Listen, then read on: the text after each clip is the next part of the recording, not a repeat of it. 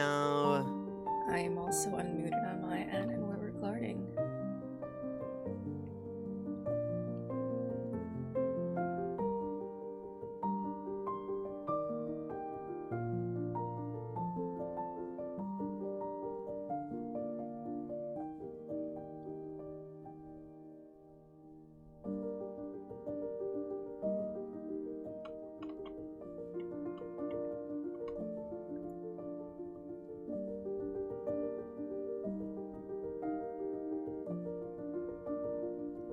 Dice Mushroom Dragon.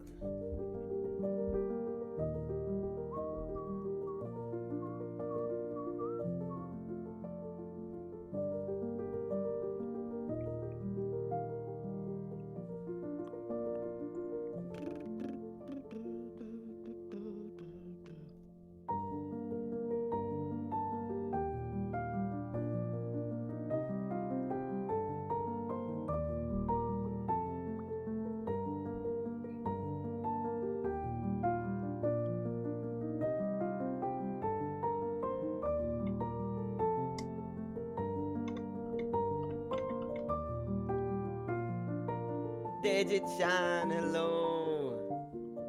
And good morning, everybody! Oh, look at me. I have confused. I've changed. Well, you know what? I'll just fix it without anyone understanding what's the problem. That's also a solution here. Let's see. Close your eyes, everyone. Don't look at the screen.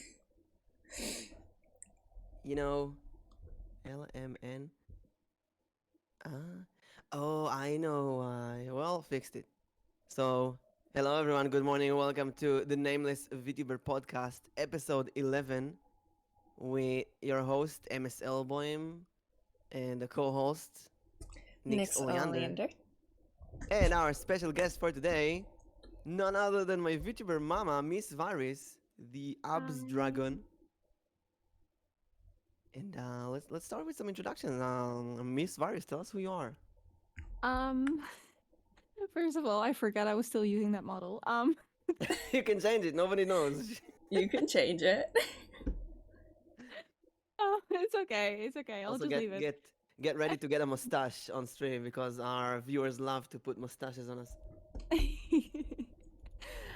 So hi, I'm Virus. I am a fire dragon, and I am also a live 2D artist and rigger.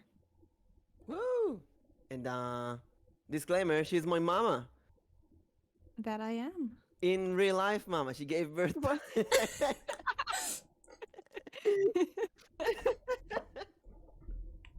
Not that old, am I? I was actually looking yesterday at. I'm preparing my anniversary, 1 year streaming in a month, and I was looking at Oh. some old videos from a year ago, and actually, Virus is my, I think, third ever collab. We did, or second collab. I'm not sure. We did an all family. She invited everyone in the I VTuber family. remember that. That was so cursed, though. And we played Gartic Phone. It was so funny. My God. That's when I had the energy to create highlight videos. So somewhere I have a highlight video of that. 20 minutes of pure laughter. That was so funny. Yeah, that one went a bit overboard. Very cursed though, yeah. And Nyx, how are you doing? I am great. I am Nyx Oleander. I am a half light elf, half dark elf, who has come back from her hiatus and will be doing a birthday stream this week, actually. Ooh, let's Ooh. go. What do you have in plans? I don't know yet. I think I'm gonna try to do like some community games, but we'll see. Community is good. It's gonna be hard because I'm You gonna be know- doing it at a weird time. Do you want to tell everyone what time is it in your place right now? It is 6 in the morning. I woke up an hour ago. I woke up at 5 in the morning. So 5 Many a.m. guests- and it's 6 a.m. Many right of now. our many of our guests ask us, when are you going to do night shows? Wow, what's with the early morning show? Americans can join us. You know, when my schedule changes in like a few weeks, maybe we can work something out. But who Oh. knows? until then, wake up early, everyone. It's our Yes. morning show now. Yes, we're now to the morning show. Mhm.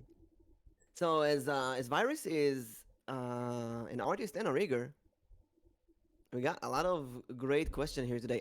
Actually, I was thinking, we're doing this Nameless Vtuber podcast for a while. It's been 11 3 months now. weeks. Yeah. That's very crazy. Um, and I wanna put down my hat, which is a bit complicated now because I'm a PNG, but I wanna put down my hat to Nyx, who's been able to do this every single week non-stop. Um, and I've collabed with a lot of people. That is the most stable collab partner I've ever had, and that is wonderful. In Aww. this in this chaotic world of VTubers, where every week someone disappears, I have like um, a really good friend that I really really love, and they announced that they're going to graduate this week. Um, and it's like, oh, it's like a blow to the stomach. No, why? And it's really nice to have someone who's persistent and stable and is always there. And I want to give that to MissVyris as well, because when I'll tell the story of Virus and I. A year ago, I wanted to be a VTuber after seeing all the Hololive and Vishojo and Nizi Sanji talents. I thought I want to be a VTuber as well. Um, but I didn't know how. So I went to the wrong place, I'd say, Fiverr, Oh and God. I found a few artists. But here's the problem: some people did VTuber art, some people did the rigging, and just thinking about working with two different people gave me anxiety. I needed the same person to do everything, because the worst thing that I needed is, oh, the previous one didn't do a good enough job, go back to them, and then I go back and forth between two people. And then I found Virus, who's doing both art and rigging. It sounds too good to be true, to be honest. Um, I actually did a few 1 day of market research. I went to the streams of my VTuber siblings. Then I kind of got to know who they are in a way, and um, later I figured out that there is actually a lot of scammers on Fiverr. I had no idea how many. Mm-hmm. Um, and I tell this to Virus every time. I believe I got a jackpot. I won the lottery with her. She's amazing to work with. Very very good prices as well. She's doing everything. She's doing an amazing job. I mean, look at me, please. Uh, and and now with this human model, I also know that she can do some crazy stuff, because when I when I um, when I had this idea of all the tongues and mouths on my coats and my hat, I really thought she would say, "No, no, that's too much." I was No, considering it. yeah, and too much work, but also too much like, no, no, no, no, we don't do that kind of stuff. It's too creepy. And I said it a lot when I debuted with this model. Some people unfollowed me. I think I think because it's too much for some people, the tongue and the teeth and whatever. But that's also a point of being unique. Can I just say that Fiverr is a terrible platform? Can you tell us a bit about how is it being both a rigger and the modeler? What's the difference? What makes you special is doing both of them? Um, so for me, it's a thing that I don't trust other people to do the models properly. Hmm. Because I've worked on model rigs that like other people drew, right? Obviously. I think every rigger does that, even if they draw themselves as well. And, like 90% of the time, it is unriggable. Hmm. And What is that? then it What does unriggable mean? Okay, so it just means the layers are not cut correctly at all, and it will not be able to move no matter what you do. So there are artists out there who make you a VTuber model, but they don't know they need to do that part of cutting the layers properly. Yes. And I would assume a And customer doesn't know that as well. they would not know about that, no. a lot of people don't really do that amount of research themselves. They just kind of trust their artists to know what they're doing. Mm. And it's a little easier when like I get the contact information from the artist as well, so I can like behind the scenes communicate with the artist. So the customer will not be involved in like the talk behind the scenes about what needs to be done with the model to make it better for rigging. So I do enjoy when that happens, when the communication with the artist happens. But most of the time, I am not able to contact the original artist, and then I'm just stuck being like, okay, do you want me to like cut it myself and redraw parts, or? Really sounds like you're doing some work beyond what you need to do. Mm-hmm. Yes, I always end up doing that. And that's why it's more convenient to do the drawing myself as well, because I know how I rig, I know how I need it to be cut, and while I'm drawing, I imagine how I'm going to rig it the entire process. Mm. Have you ever thought about when you have to cut the model itself and redraw parts that you charge extra for those because it's past the scope of what you're supposed to be doing? I do charge extra for that now. I used to just do it without saying anything because I Hmm. don't like confrontation. Ah, I see. Well, I'm glad to hear that you're taking more for that right now. Yeah. I in this year I've seen a lot of conflicts with artists and people who do commissions. I've seen some shoutouts from both sides. Some witch huntings. This artist has been late. This artist has been ignoring me. This guy's been commissioning 30 artists and didn't pay to anyone and so on. Have you encountered such issues? Hold on. Mm. Nix, have you encountered? Have you seen such things like that? People who, I mean, Nix, you also did your model in VR, right? In I Vroid. V-Roy, I did. I think like when I was first, it actually never occurred to me to have someone make a model for me. Mm. It never Why is that? occurred to me because I think when I first started, I always thought like, okay, I have to either buy one, and when I buy one, someone's gonna have to make it for me. And when I was thinking that, I was thinking like, okay, so that they're gonna make the model for me, they're gonna draw it. I'm not gonna be able to have a say in like what I want. And so I kind of Oh. thought like, okay, you know what? Let me just see what is something free that I can do that I can make my own model with. Because then I can customize it to the exact detail of how I want to look and how I Mm. want to move essentially. And so I actually with my elf model, I think that one took me 5 hours to fine tune everything. And I'll be honest, I think I'm gonna go back and fine tune it some more. Like I'm not Mm. done. 5 hours sounds like nothing. It Some people yeah. do it for days. But I then know. like What's with the pinned hmm? message here? Wait a second. Pin message. Oh, the collab Yeah, one? okay, that's the one, or the right one. There you go. I think I pinned the wrong one. Um, I'm I back, by the way. Oh, welcome back. Welcome back. What was it? Scruffy, which actually did, got her rig from MissVyris as well. Mhm. Um, Scruffy, she has this adorable rat model, and while I was collabing with her this year, she's been going back and changing really small details on her model almost every day. She would post on Twitter, "Hey, does this hair look better than this one?" And she shows two pictures, and I see no difference. And she changed like 3 pixels or whatever. She's so perfectionist. She's really fine tuning every small detail. And then there's a Pippi Slayer who has been growing rapidly in the last few weeks. And she's been doing her models and rigging herself, and she's going all out with giant guns and leather and all kind of crazy things. And she told me she works like 10 hours a day, only fine tuning her own model. That's insane. I've seen those updates. Mm-hmm. I'm surprised Virus let people change the models. So,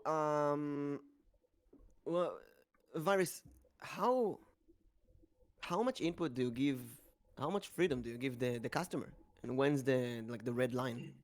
Oh, I tend to give people a lot of freedom with their models. Like you can modify it if you want, but if you want like the big changes, obviously I still have the source files. Mm, I typically don't really give out the source files, so for the big changes you'll have to come back to me. But otherwise, if you can change it yourself, yeah, go for it. mm.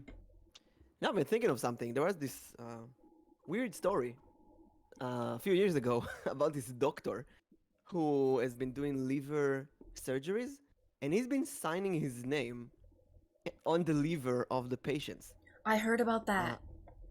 that is so crazy. I don't know why I got that, and I thought, wait, are there any modelers or riggers out there who sign their names in the files?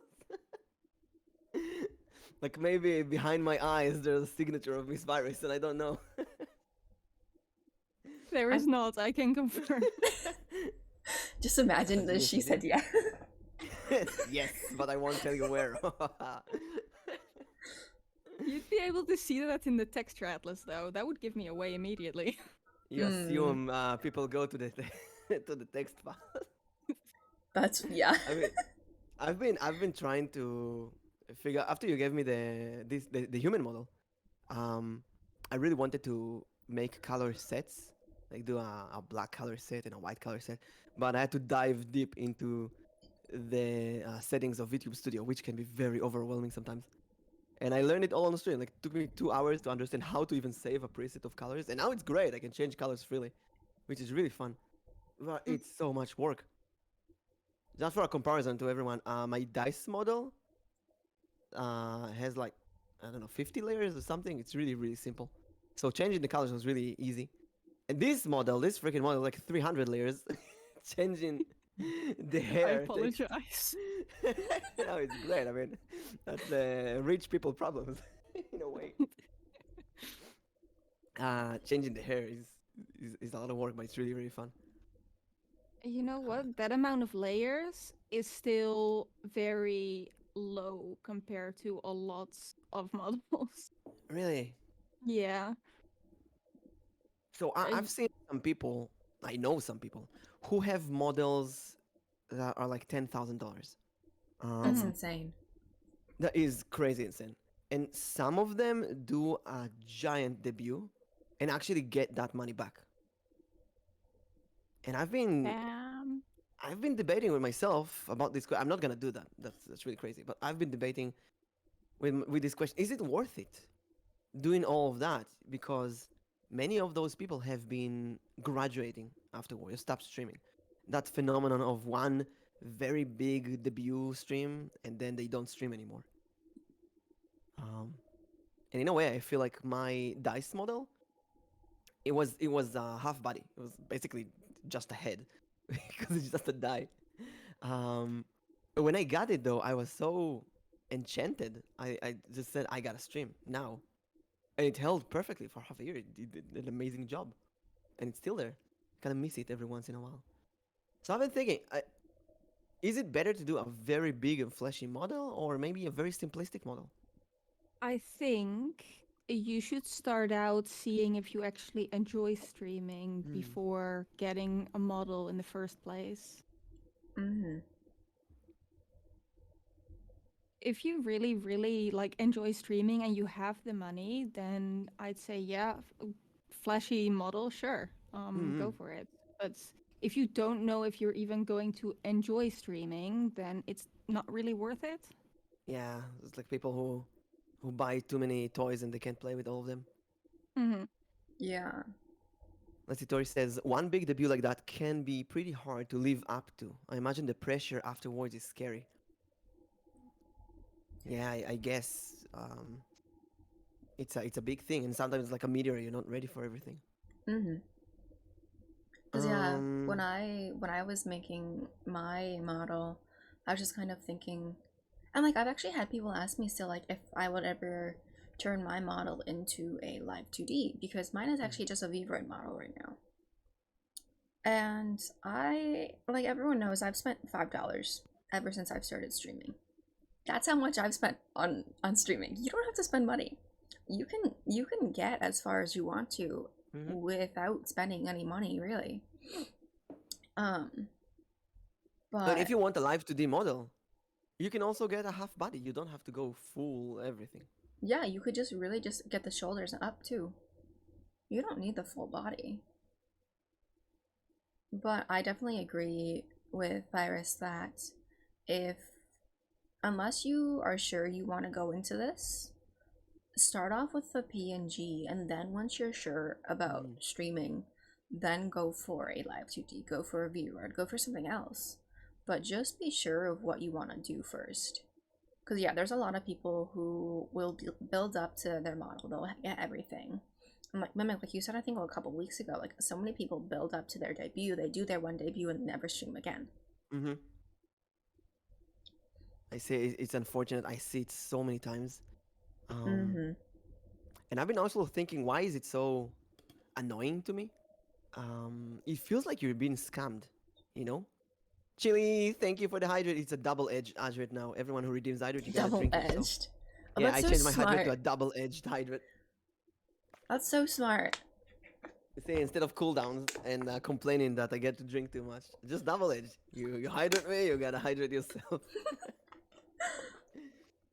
I think it's kind of like a scam, in a way. If people really hype you up, tell you, hey, I'm gonna be this VTuber, new VTuber, with this amazing model, amazing personality, and then they do one stream and they're gone. Or sometimes they have an amazing model, but they never actually do anything. They never actually stream. And we've been talking a bit about that. Let's go to some questions we got actually from the tweet. Yeah, actually, we had some more questions. Yeah. So Tori says, I'd love to see you guys discuss how technology of VTubers model does not equal success. So I think this kind of touches what we just said. Because I've seen some people who's been working really hard, making an amazing model that's all the physics jiggle. And actually, when I got this the human model from Virus, I didn't know how deep she's going to go with the rigging. And then I was surprised to see that I have eye jiggle physics, because I've seen eye jiggle physics. Jiggle physics? Wait, can someone explain? When you wink, when you close or open your eye, your iris kind of jiggles. And it's very cute, very anime. And Virus, I really I love it, but why does this exist? Why do we need eye jiggle physics? So, I really, really like doing model physics. And I feel like if you give the eyes a little bit of a jiggle when you blink, it gives more life to them, if you know what I mean. Oh, I see. And it's like my usual process, so I will add it unless you tell me not to, specifically. Oh. I was assuming that this is a feature for like the $10,000 model. And I thought, hell no, I'll never get eye physics. Oh my god, I got iris jiggle physics, let's go. I'm like the big boys now. All I need is boob physics and I'm perfect. Virus is the master of jiggle physics. Let's see what else we have here. Wait, still about the question. Do you think that a good model VTuber, a unique one with all the crazy feature, can lead to greater success, or does it have nothing to do with it? I think it can give you a little bit of a boost, especially if you get like your super expensive model from a popular artist or rigger. They can immediately like give you that first boost, but you'll have to work for it yourself from there on. If you don't have the personality or the motivation, then even with a fancy model and that first boost, it won't work. Nyx, what do you think? Have you seen do you see any relationship between VTuber technology and success? Yes and no. I think I think it really also just depends on how you promote yourself. Because I know since I first started until now, a lot of my setup has changed. I went from really crappy, basic, barely usable technology, like it was the bare minimum, to using a better program, upgrading my model, getting better overlays. I really think it depends on how you put yourself out there. If you're talking to other people, if you're doing collabs, if you're really trying to put yourself out there, I think all of that really makes a difference. Mm. Because if you don't do any of that and you just kind of go in, stream with an amazing model, with an amazing overlay, everything's perfect, there's no guarantee that you're going to have people coming in and watch. It's kind of like a great book cover when I think about it. Or it Mm-hmm. depends if the content of the book is also good. Yeah. Let's see, we have a question from Virus Psychopath. How do you say that? Psychophant. Oh, 5? Yeah, all five. How do you say There the you word? go. Psychophant. For Virus, will you put more reference to Among Us in your model since the Oh, God, not Chinese that New again. Year rabbit one Oh, had it? no. Yeah, I saw that one actually. I'm very curious. Okay, so chat pressured me into putting an Amogus on that model.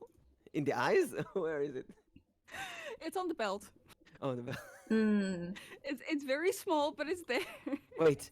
Do I have an Among Us on me and I don't know? You do not. No. Oh, I phew. don't. I say this every single time, but I do not hide an Amogus in clip. It's your signature. Dragon Among Us in the abs.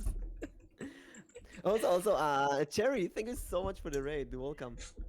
Maybe Uh, now instead of like doing a signature, you just do a little Among Us Little Among Us. In the hidden eyes. somewhere. You saw that meme that there's an Among Us in every eye? Mm-hmm.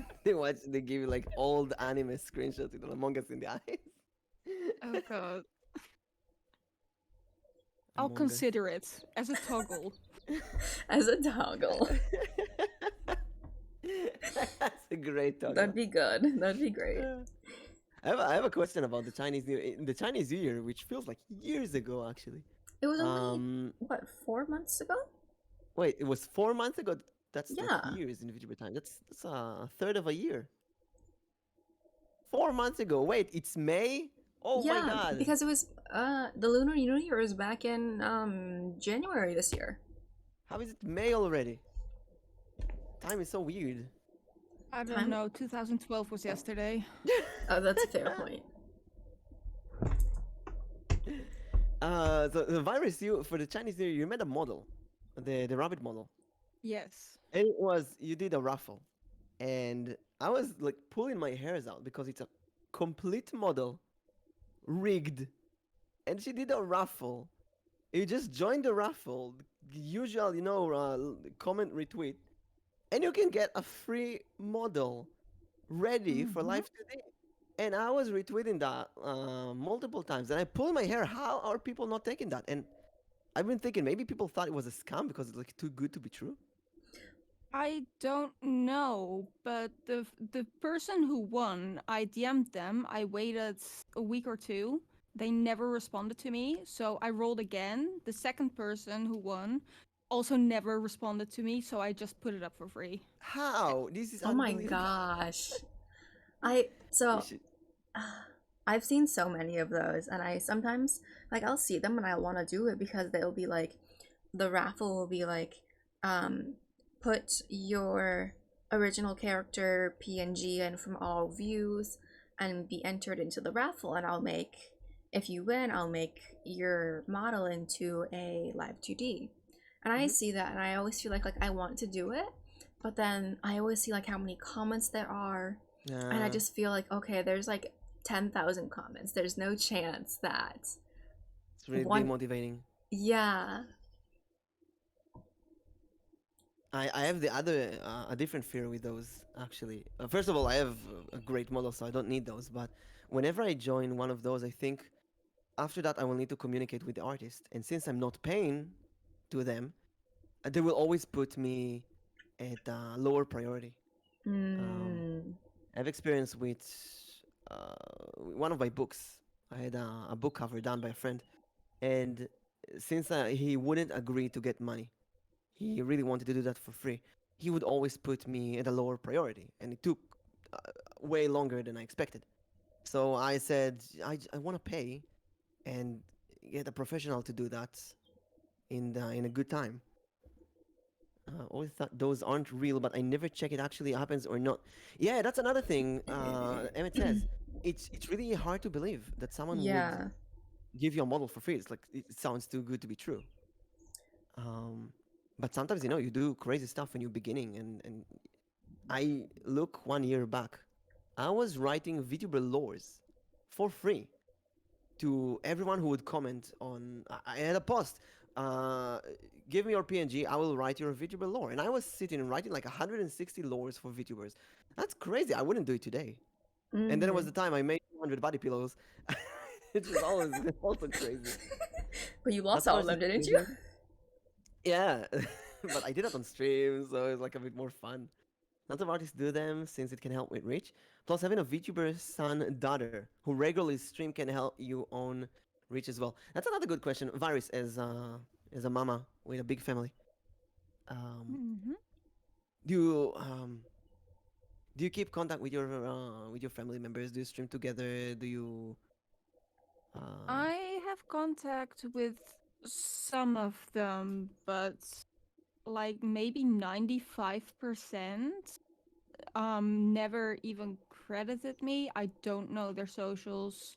So, hmm, kind of hard to keep in contact if I don't even know what how to. what's the like average percentage of people who your family, your siblings, your not siblings, your daughters and sons, children who still stream? I know there's me and Skulls Nightshade. Yeah, the ones I keep up with, I think maybe 70% that I know of dropped off. Why do you think Wow. they dropped off? Is it maybe it's like general numbers with VTubers? And I thought how many VTubers actually drop off? Yeah, I think that might be it because like I said, there's a lot of people who want to be a VTuber but they've never even streamed before. Hmm. Yeah. I think we talked about this a bit last week. There's so many people who go to my chat and I want to be a VTuber too. I'm gonna start streaming, and they even self advertise sometimes, self promotion, and then they stream once and that's it. Yeah, it's always just that one stream and then they never come back. It's not easy. Um, Lord Kerberos asks, what should I spend more money on, art or rigging?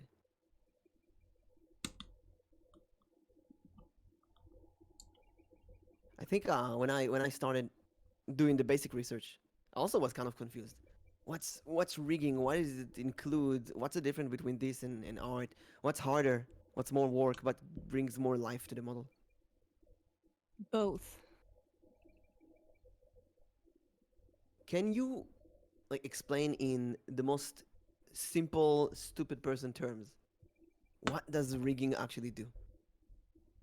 Okay, so rigging brings a picture to life, essentially. It sounds like rigging is a lot more work. Maybe. Oh, oh no. Um, since I do both, I kind of know how much work both of them are, and I'd Hmm. say they're about equal. Oh, I see. Because when you're drawing, you can't just draw a picture like normal and be done with it. There are like 500 to like 1000 layers involved in this, and you have to draw every part on its own layer. You have to separate all of the shading so it moves naturally. Like everything has to be drawn separately on its own layer, and it is so much to keep up with. Oh my god. Also, I know your computer can crash if you do it. If you do too much. Oh, I'm constantly on 100% RAM usage, and I have Oh my 32 gigs. gosh. That is Wow. insane. And I think the prices of those programs also very high. You can use any program that supports a high amount of layers and exporting in PSD. So it doesn't have to be like Photoshop or Clip Studio Paint. You can also, for example, use Sai or any other program that's like supports it. Oh. So, Uh, if Kerberos ask what you should put more money in, art or rigging, what would you say? Equal. Equal. Yes, because if you okay, I have seen so many people who get like absolutely gorgeous models. Like they look so good. And then the rigging on it is so stiff because they cheaped out on the rigging. Oh. Mm. And it's like it doesn't feel right. So I'd say you should spend equal. Hmm. What is the cheapest model you've drawn and rigged? The cheapest. If you can reveal prices. Yeah. When I just started out, I started with very, very, very low prices because I was still practicing. So, drawing and rigging, both of them, for like $50. Oh wow. Wow. Someone tried to haggle me down to 20, which was a fun experience. So let me ask, how long does it take to learn how to rig for those who want to start to learn how to rig if they can draw already? The basics you can learn in a few weeks. If you want to be like good at it, you can spend years on it and you're still not done learning. Hmm. Also, I just figured Tori in chat is also drawing and rigging her own model. Let's see. She asks, I do think prioritizing rigging in a model in some cases. Oh, prioritizing rigging is better in some cases, as a feature being expressive is key, and cheap rigging can struggle with that. Actually, I kind of recognize. We're gonna talk about some scammers later, but I kind of recognize the average scammed rig, where you see they're very stiff and they didn't put the mouth layers. And it moves really strange. It looks like you Oh took god.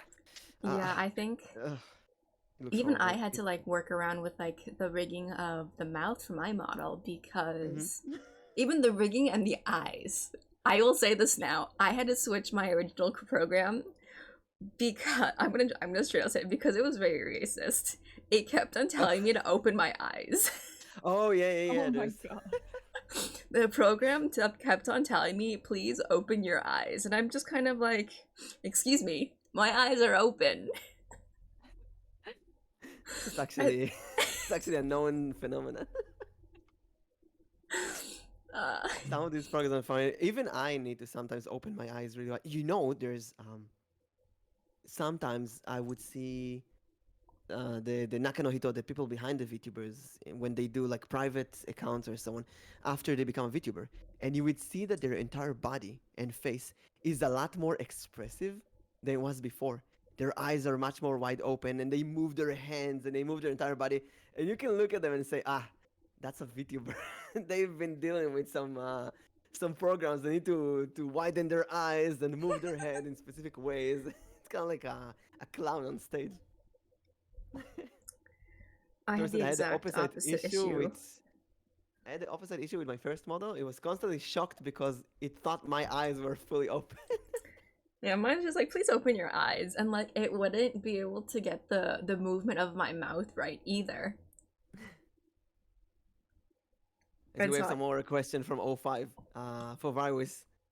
For virus, Oh no. does my model have an Among Us or a clicky teeth? Okay, so the clicky teeth thing is like an inside joke. No, it does not. And last question from O5 to virus: does the black moon howl? this one is this time for everyone. Last question. This time for everyone. Does a black moon howl? I don't know. I don't I know. just googled it. Oh, it's SCP-01. Oh, I see. Oh wait, Does what? the Let me black Google. moon howl? It's an SCP. If you go to SCP right now, though, it's a rabbit hole you'll never get out of. Oh. I'll have I to had look one more into this question, but I later. forgot. So let's go to our topics. We got some nice topics today. Not only about rigging and art. Um, let's start with some casual stuff, which is a question I've been really um, grinding in my head for the entire year, but mostly for the beginning year and now again. And that is streaming on YouTube or Twitch. Virus, you do both, I believe. I completely switched to Twitch now. YouTube is a terrible platform if you're uploading and streaming like both. Tell me the YouTube experience because as someone who streams on Twitch for a year now, I'm not sure if this is the case of the grass is greener on the other side. I really feel like all of my viewers, my usual viewers on Twitch, are also streamers. And whenever they stream, they will not watch me. So it's like a carpenter who's doing work for other carpenters, and when they don't need you, they can do something themselves. They don't need you. And I've been thinking maybe on YouTube you have people who are not. I know it's weird. It's like weird. So tell me the other side. How's YouTube? Okay, so YouTube, it is not bad for streaming. Um, uh, discoverability, not great, but like discoverability for VODs, excellent. Um, and I also really like this is from someone who is completely monetized on YouTube, by the way. Um, I do appreciate that member prices can be custom. So I can set it Oh. cheaper than a Twitch subscription. Oh, I see. And people will get their emotes, they will get their like behind the scenes video perks. So that is something I like about YouTube. Also the fact that the ads are not invasive. Twitch ads are horrible. All right, it just covers the entire screen, and on YouTube you just get a small pop-up. You don't get ads during the stream, only if you watch the VOD. Oh, I see. Even Oh. if you have your ads on, like it will never interrupt your stream, like ever. So why did So, you go to Twitch?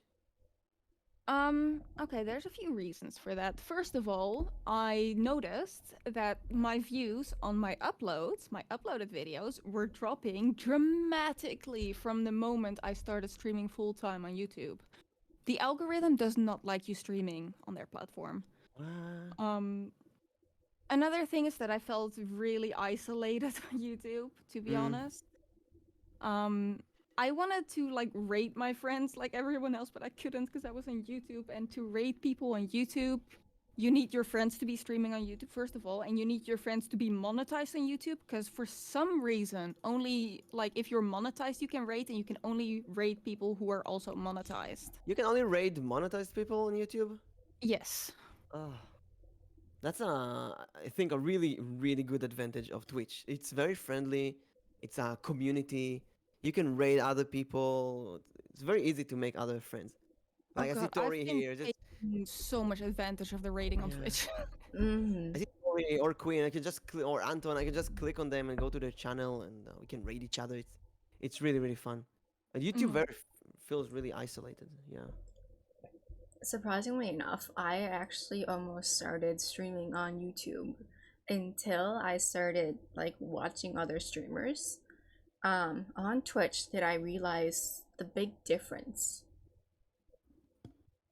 And then that's What's when I made the the difference? switch of YouTube over to Twitch is like you have a lot more interaction between the chat, between other streamers, and the visibility of how quickly and how well you can be seen is a lot higher than what you could be seen on YouTube.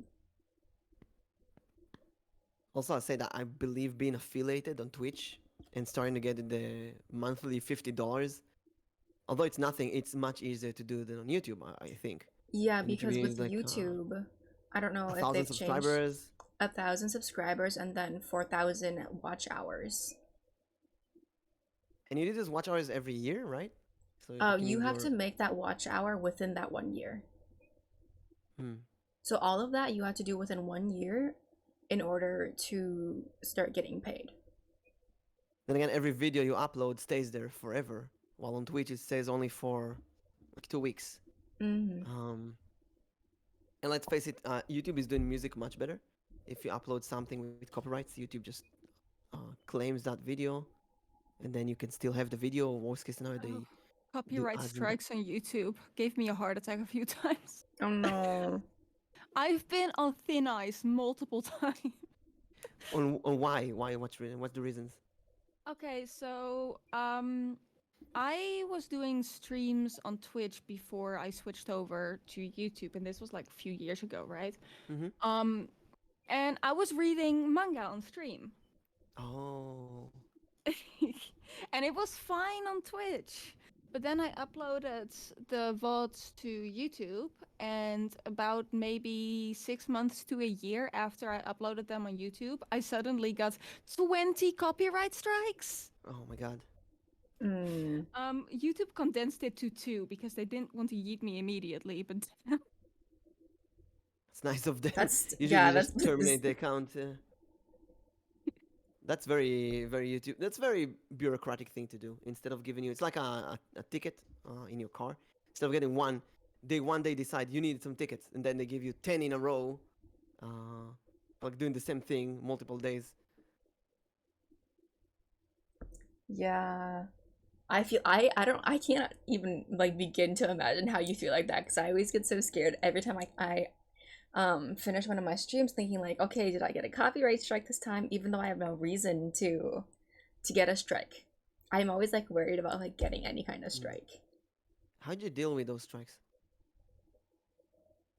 for me, I was like, I just kept my head down, made sure there was no copyright in my streams, and just kept my head down for 3 months until the strikes ran out. Mm. So going Mimic, back have to the you had question, why did you move back to Twitch? mm, Mm, it's probably just better for streaming, and it feels like, my friends are on Twitch, I can rate my friends I see. here. So The it's more fun. loneliness. Hmm so how has the experience been since you've moved from YouTube back to Twitch? Has there been a drastic I change? not really. All my viewers just kind of move with me. Oh, that is so good to hear. Because Mm-hmm. that's like my Yeah. biggest fear that nobody of my viewers will move with me if I move to a different platform. No, it's for me, it's been the same regulars. All of my mods moved as well, so Good. I feel like that's hard because some people just don't want to like change platforms too. Mm-hmm. I really feel like this is when I started watching streams. I was very familiar with YouTube, but I was so confused with Twitch. You go to a Twitch stream and there's subs and raids and sound alerts and so many things going on and the live interaction with the chat like hello, thank you for the emotes, and I was so overwhelmed the first time. I just didn't get it. I remember watching an Iron Mouse stream and there's so much noise all over the place. Like what is going on here? I was like blinded. Um, and YouTube was just calm, just me and the streamer. It was easier to digest, I think. Mm, So this is why I don't have sound alerts, and I don't have intrusive redeems which makes sense. because yeah, or the tweet system where they throw things at the streamer. I really feel like it's ruining the stream in a way. But it really Mm. makes me wanna test the waters now on YouTube. Do some YouTube streams and see what happens. Who knows? It might work out. It might go well. Who I think it knows? really is just Maybe I'll depending do. like on like it. I think it really just depends on like who you are and whether or not you can still provide the same content onto YouTube. Mm. Because like I feel like some people might think like when they make the change, they also have to make a change to themselves now that Yeah. they're in a different platform. And on YouTube, naturally, you will need shorter videos, more highlights, clips, I believe. Virus, you said that uh, VODs work well on YouTube? Yes, typically, if you have an established audience, they will watch your VODs, and when your VODs are being watched, get a lot of watch time, they get pushed out into the algorithm, and new people will stumble upon them. When you say VODs, you Mm. mean live streams on YouTube who's been archived? Yes. I see, I see. Because when I upload my Twitch VODs to YouTube, they get no views. I got a couple of views, but I know those are my friends. Mm. Yeah, I mean, you get like 2 or 3 Mhm. views, but not the big numbers. Yeah. I think it kind of depends on your audience as well. Because if you're like used to streaming on YouTube, your audience will be people who can sit down for prolonged periods of time. I see, I see, I see. That's a good argument. It really makes me want to try it. Take a week and YouTube. The thing is that if I do that, I basically lose my Twitch monetization for that month, Mhm. and I lose the usual viewers. It's like starting from the beginning in a different platform that I'm not affiliated in that platform. Not don't have the 1,000 followers and so on. I've seen Shelly, the mermaid that I collab with multiple times. She started on YouTube, then she moved to Twitch, and now she went back to YouTube. So it's Oh. always these. I think that's the grass is on the other side is always greener. Yeah, the grass on the other side. Actually, when I started streaming, I did both. I tried one day YouTube, one day Twitch, and every day I would wake up, changed my OBS settings to the different platform. Um, I did music on YouTube and games on Twitch. And then I started doing some different games here, different games there. To be honest, it's great to be on Mimic stream, but I will not move to YouTube stream for the life of me. That's wait, YouTube streaming. So Anton, let's say if I hello gamer, if I move to YouTube, will you will you watch me on YouTube, or will you just watch other people on Twitch? That's my big worry to everyone. If your favorite streamer moves to a different platform, will you move with them? Yes, YouTube. Because when I was a viewer, YouTube was easier, I think. I'd probably watch, but I don't think I'd chat. I agree. I think I'd watch, but I don't think I would chat. Why is that? I think the integration is different. The integration is different. I feel like for me, it's less interactive. Less interactive. Mm-hmm. They get 7 TV emotes Among Us, Among Us. I don't think they do on YouTube. YouTube is a bit more classic in its approach. Twitch is a bit more creative. You have crazy emotes and stream elements stuff. There's less of that on YouTube. Yeah, it's more cookie cutter. Like they have everything to That's a how word, they cookie would cutter. like. Like I said, I'm contractually obligated to move wherever Virus moves. That's amazing. That's amazing when you have those kind of viewers that will go with you. I love that. That is actually 05 amazing. is my mod, so she has to. There's double standards, and she kind of has to I now. applaud you. I applaud you.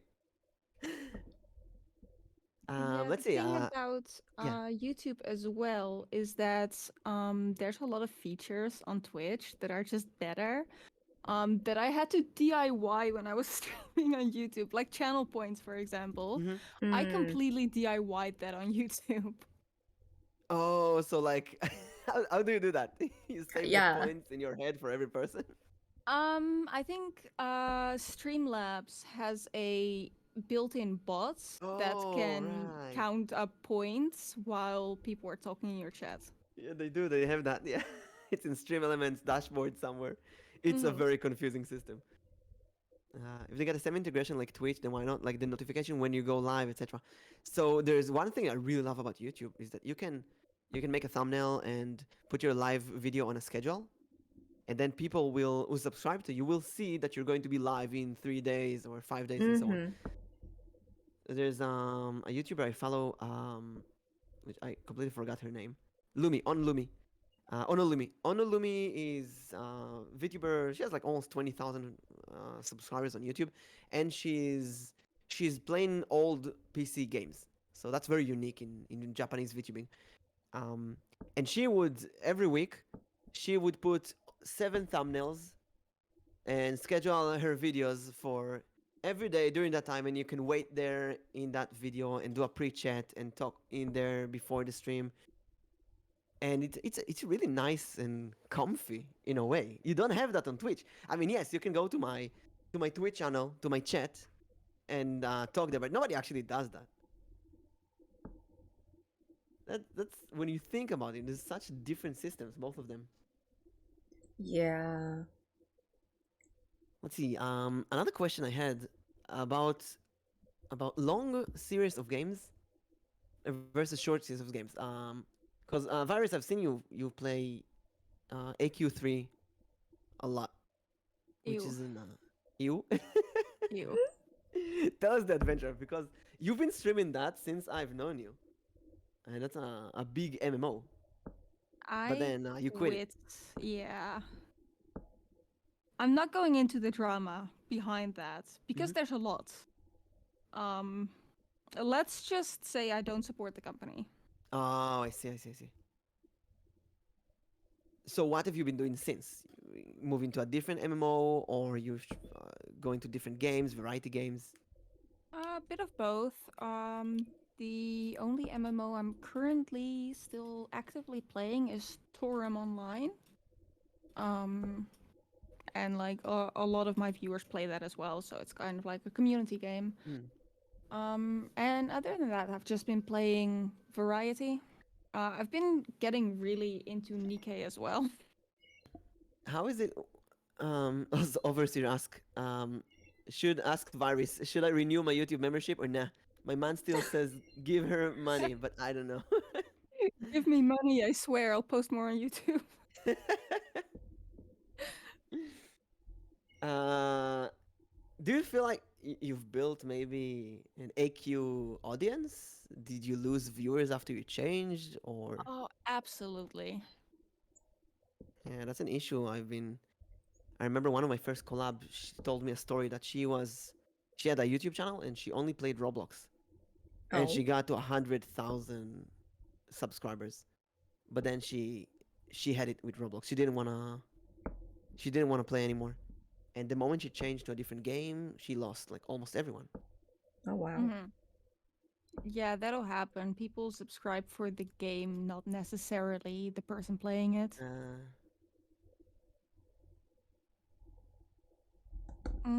I think maybe 20% of my viewers stuck with me when I quit AQ3D.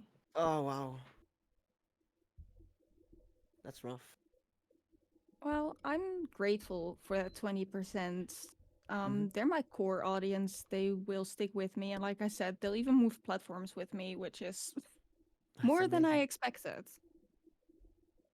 I see the overseas pay more monies, pay pay the dragon, get abs.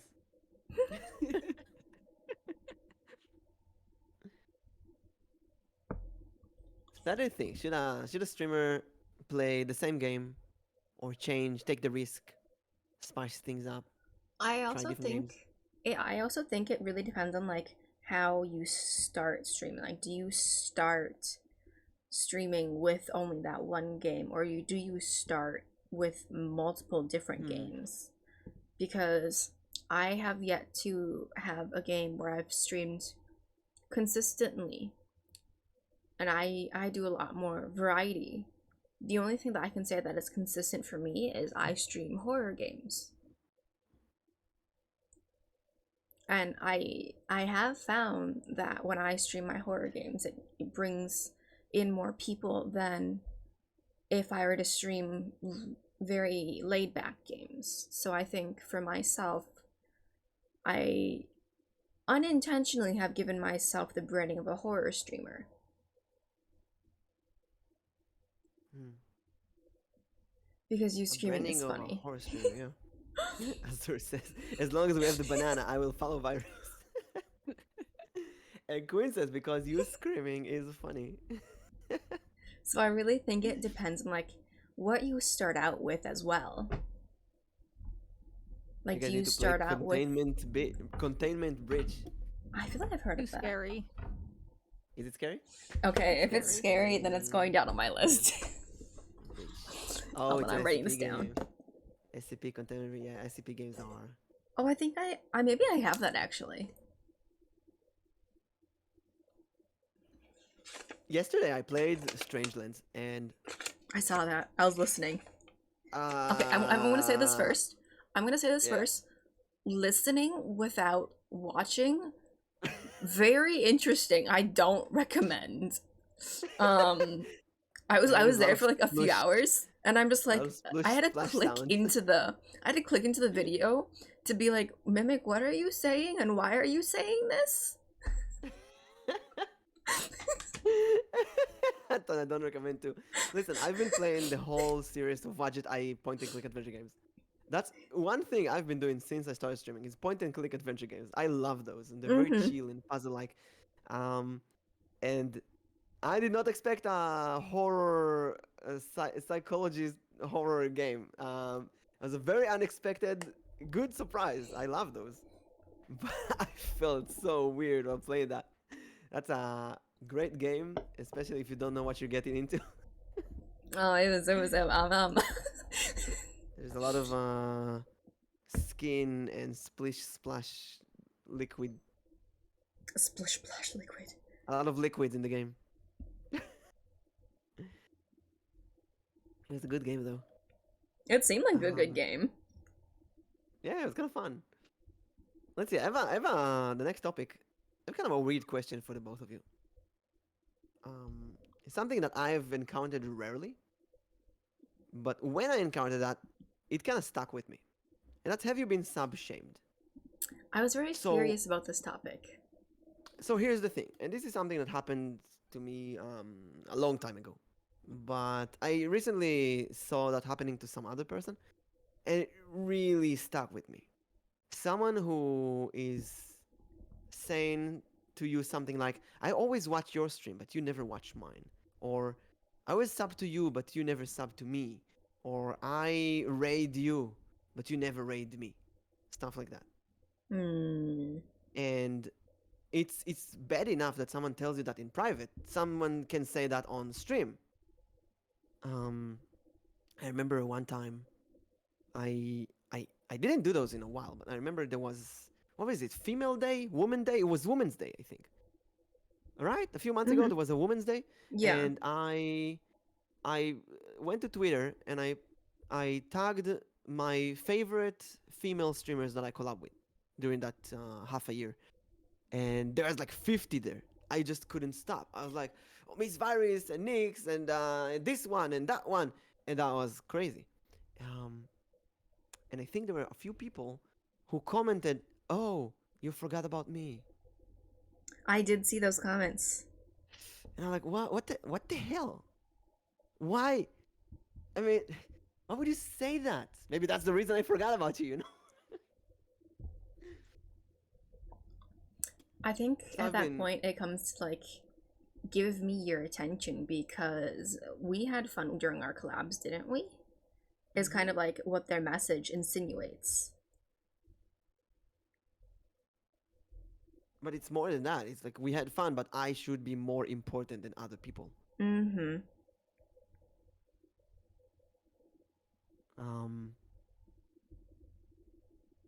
And it's, did you have any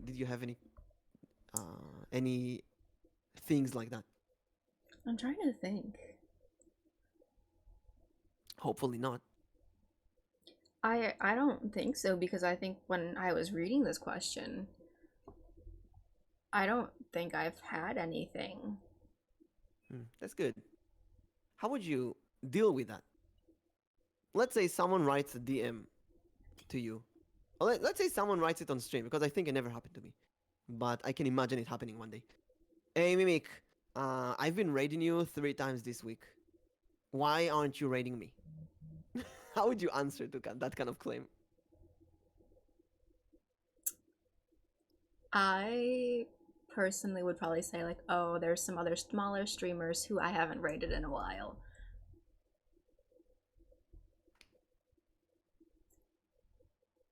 Anton says, I have a very solid opinion on this because most of my followers out of 50 are affiliated, and it's really nice to see them join my stream.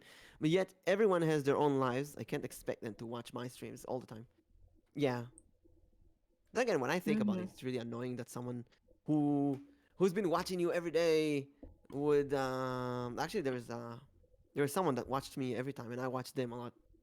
And then recently, the last few months, I think we didn't really interact at all. And I thought, okay, they're busy, I'm busy. And then recently, I went to their stream, um, and they were very salty. They're like, "Hey, Mimic, haven't seen you in a while." It's really Actually, it, go ahead. uh, I'm going back to what Virus said earlier, that YouTube is a bit more lonely or isolated, and Mhm. sometimes I really think to myself that this community in Twitch comes with a price, and sometimes that price is that you have to deal with people who who can feel like they own you, or you owe them. Um, if they pay, if they sub, if they raid you, if they watch you, then um, you're kind of forced to do what they want. Like if they follow you on Twitter, you have to follow them back. And if you don't follow them, or God forbid, if you unfollow them, you hate them, and they should block you in all platforms. While on YouTube, I feel like it's more I'm on stage, and you're watching me, and if you don't like it, go to someone else. And I feel like on YouTube, there's less expectations from the streamer to collab with you or to. And Virus, please tell me if I'm if it's wrong, if it's the same. That's just my feeling from being on Twitch and not on YouTube. I'd say that that's about right. I'm probably not the best judge of this because I rarely ever talk to anyone, but I've been better with that lately. But Hmm. you know, I mean, you're here. That's great. Mm-hmm. hmm thank you for inviting me. Oh, anytime. Thank you for being Um. here. ah, So I actually, um, let me think about this. This is something that happened to one of my friends at work. So, um, basically, this is pretty much what happened to what you were saying, Mimic. Is like, what if they they raid you multiple times, but then you never raid them, and then they go and they ask you, why haven't you rated me, or hmm. why aren't you sending your viewers over to my stream afterwards? Uh, um or in the other situation is like someone like you've collabed with a lot and instead of like sending your viewers over to their stream, you send it elsewhere. It's just that question of they're questioning, why aren't you sending your viewers over to the person you're collabing with, hmm. when essentially you still have the same viewers because it's a collab? Because most people will either have both Oh, collabs I see open. what you mean. Most Yeah, people yeah. will So, have for both. example, if let's say Mm-hmm. me and you collab, and Queen, your sister, is watching both of us. If I raid you at the end of the stream, it's kind of meaningless because Queen is already in your stream. Yeah. So then it's a question of like, okay, so like the after you rated out to someone else who is not your collab partner, at the end of Hmm. the collab, they ask, why didn't you raid me? Yeah, exactly. You have the same viewers though. Like everyone's still watching you. It's maybe like one or two people different, but they already know who you're collabing with, and if they want to continue watching, they can go to the other person's stream. But it's just that question of like, what do you do when your collab partner asks, why didn't you raid me, if they're continuing? So it's like um sometimes like Mimic, like we have our podcast and I will be streaming and right after that, you'll actually start your stream. That's no different from me saying, like, why don't I raid your stream? It's because that even at the end of that, like, the people who are watching the podcast, they're going to be going over to your stream afterwards anyways. Well, sometimes they will go Sometimes. with you. They get spread all over the place. Everybody goes to their home. And that's like another point. Sometimes people will go back to their homes. And if that home is with the other collab partner or a different streamer, they sometimes don't even stay. Yeah. Like, I'll be honest, like, sometimes, like, when other people are raiding and I'm part of the raid, like, I'll stay for like 10 minutes. But then sometimes I just don't stay longer. If I know who it is and I enjoy who they are, like, yeah, I'll stay. But for the most part, like, after like someone else has raided out, I normally go to like another streamer I enjoy watching. Actually, remember a few weeks ago, I got raided by a pretty big, well, bigger than me streamer, and she's doing just chatting streams. She's very popular now, and she raided me with like 40 people, and everybody left, and nobody followed me. And I kind of expected it because I was playing a game back then, and that's a cute girl doing just chatting raids a guy who's playing a game. That's completely different audience, and that's kind of going to back to the previous subject with Virus. If you're going into raids right now, you've been doing art streams, and then I'll go back. I'll try to construct the question in my head. When I played Dredge and Honkai Star Rail recently, I felt like there was this small community of people who play those games who raided each other. When I played Dredge, uh, I got 3 raiders who played Dredge during that day. And when I finished the stream, I raided someone else who played Dredge. Same with Honkai. I played Honkai Star Rail. Many people who played Honkai raided me, and I raided someone who plays Honkai. So it's like this small game gets raiders from the same game. Um, so I've been thinking, if you're doing art streams, would you rather raid someone who's doing an art stream as well? Or if you're doing a game, would you raid someone who's doing the same game?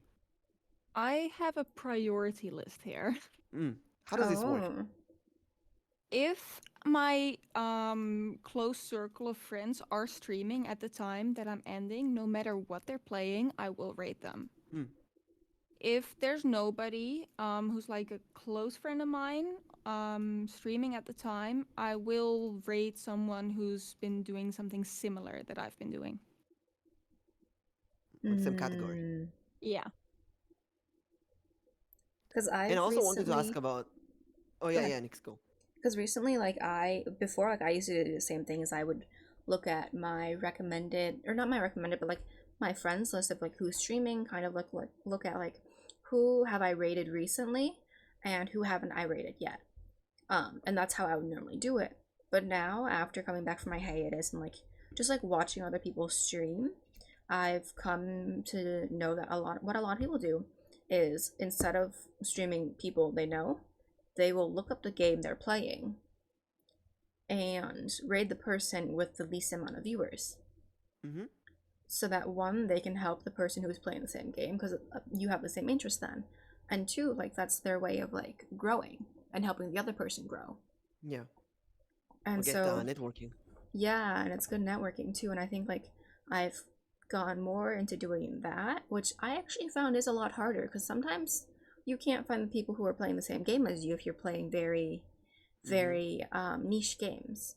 Whereas recently everyone's been playing Honkai Impact, Honkai Star Rail, and you put that into the search, and literally everyone is playing that.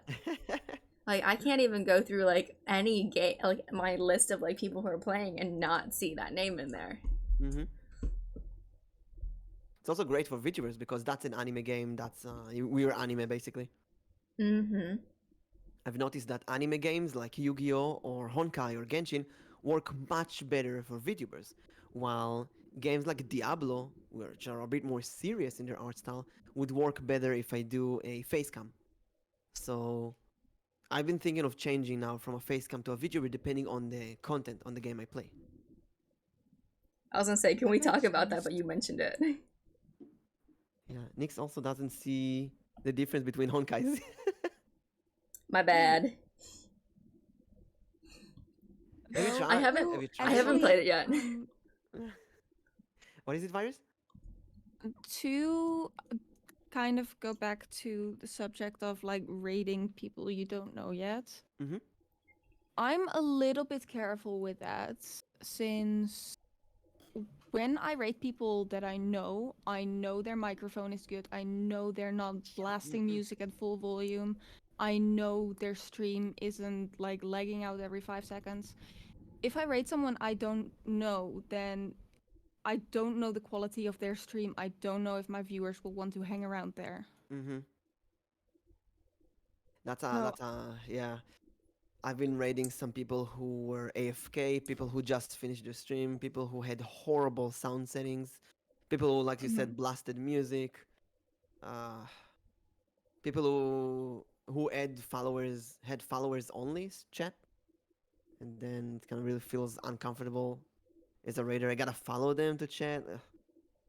Um, so what I've been doing, I'm actually like 10 minutes or 5 minutes before I finish the stream, I open my Twitch and usually in my phone, and I look for the recommended, and Mm-hmm. I see some people who would have lower, let's say 2, 3 followers or viewers right now, and I would look for people who just started streaming. Maybe they stream 10 minutes, 5 minutes, because I love getting a raid at the beginning of a stream. Gives you a big boost of Yeah. confidence. Mhm. Getting a raid at the end of a stream is like, thank you. Now I have to stream 30 minutes more. I mean, obviously, thank you, but I was just finishing the stream. Um, I remember Mimic rated me. Yeah, I don't remember how long Queen was streaming back then, but it was. I think she just started. Once rated a person with a 10-minute follower only chat. 10 minutes follower. Wow. That's really Yeah. crazy. Yeah, So that's yeah, you weird. gotta enter that, and sometimes they do open the sound and listen to the person for like a 5 seconds. Listening to them, 10 seconds is enough to see that they have good microphone quality and the stream is good and not chaotic. Yeah, that's what I do. I'll when I like think I'm about to end the stream, like I'll go into my phone and I'll look at who like the recommended. I'll look at the numbers, look how long they're streaming, and then like listen to it for like a good second. And then if I don't like it, then I go to the next person as well. Mm-hmm. Open like Mm. three of them, see, and choose. Mm-hmm.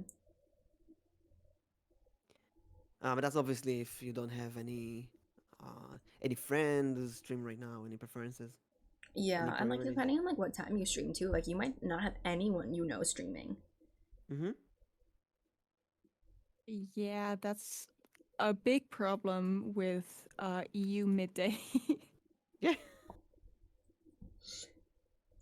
Yeah, because like depending on like where you are, and then depending on like the people you follow, is like there's like a specific time everyone streams, and for me, Mm-hmm. I think um my Twitch my Twitch is most active in the evening to at night. So around like 5 or 6 p.m. CST is when it's most active because everyone is just like either home from work, home from school, and they just hop on their computer and they just start streaming. It's really different every day. There's like some days everybody streams, some days nobody streams. Mm-hmm. Let's see. Moving back to art streams. Um, Varys, how do you feel with game streams compared to art streams? um, Game streams are more chill. Mm. Are they? I would feel like art streams would be just as relaxing. No?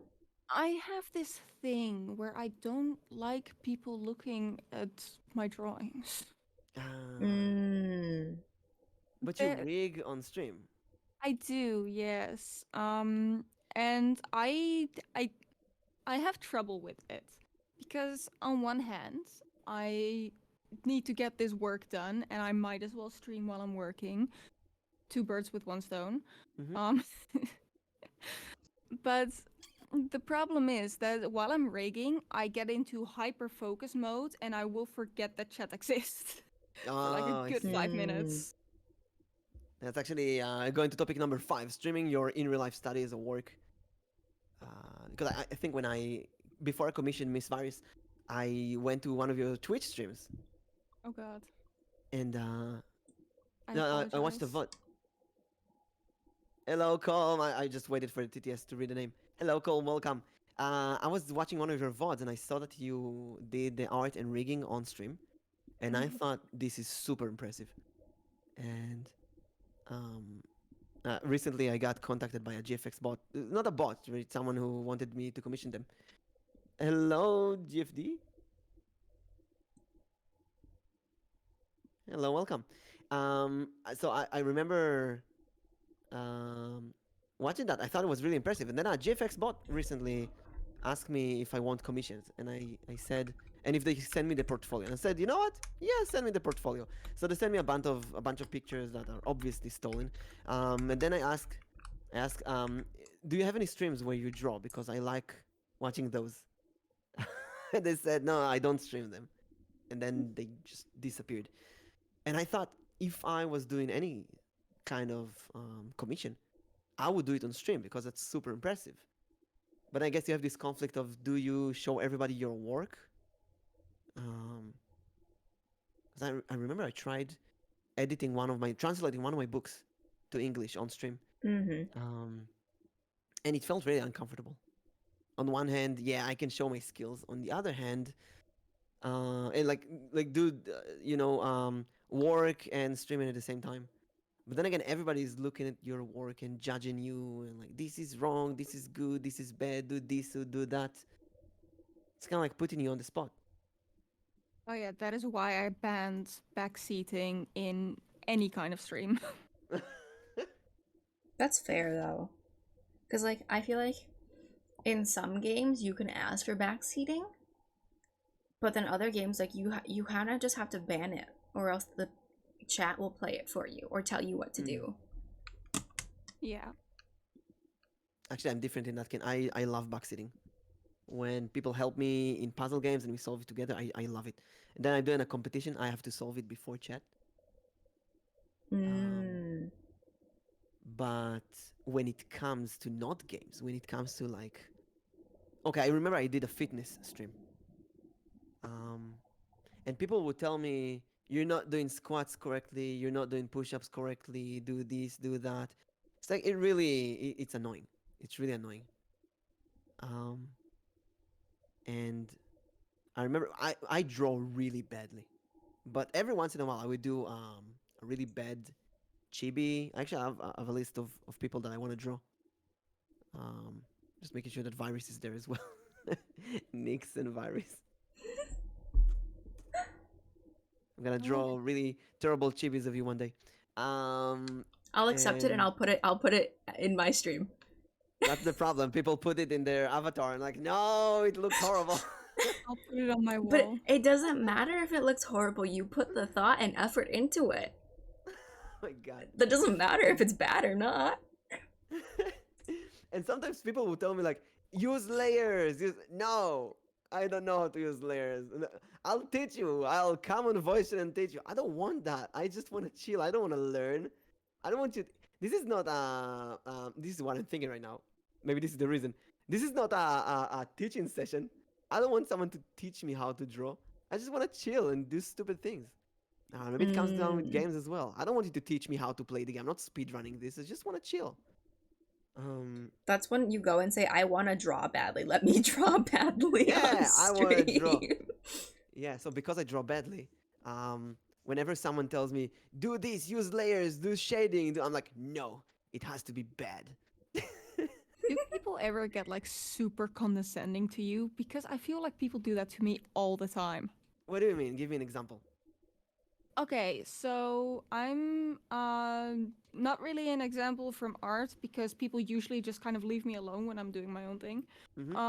But for example, when I'm playing a MMO and I'm fighting a boss and I know I'm doing something stupid and I tell chat, okay, this is stupid, but hear me out. And then people start being like, "Oh, that was so stupid. You should be doing this and that. I can't believe you did that. That is so stupid." I see what you mean. And I'm like, Mm. "I can say that I'm stupid. You're not allowed to say I'm stupid." Mm. Oh, I'm really Or trying to think of an example for that. or people who are like who think that you really don't know anything. Like you've played this game for over a year, you have the entire backlog, you are max level, and people tell you how to open your menu, where to find something in your menu. I think the closest I had to that was in Binding of Isaac, um, where I have more than 2,000 hours on the Binding of Isaac. Oh wait, D&D boxing. Yeah, Anthony gave me a really good. Okay, yeah, D&D really pisses me off sometimes. Like, wait, the Binding of Isaac, I still would die in stupid ways. I will still make bad choices.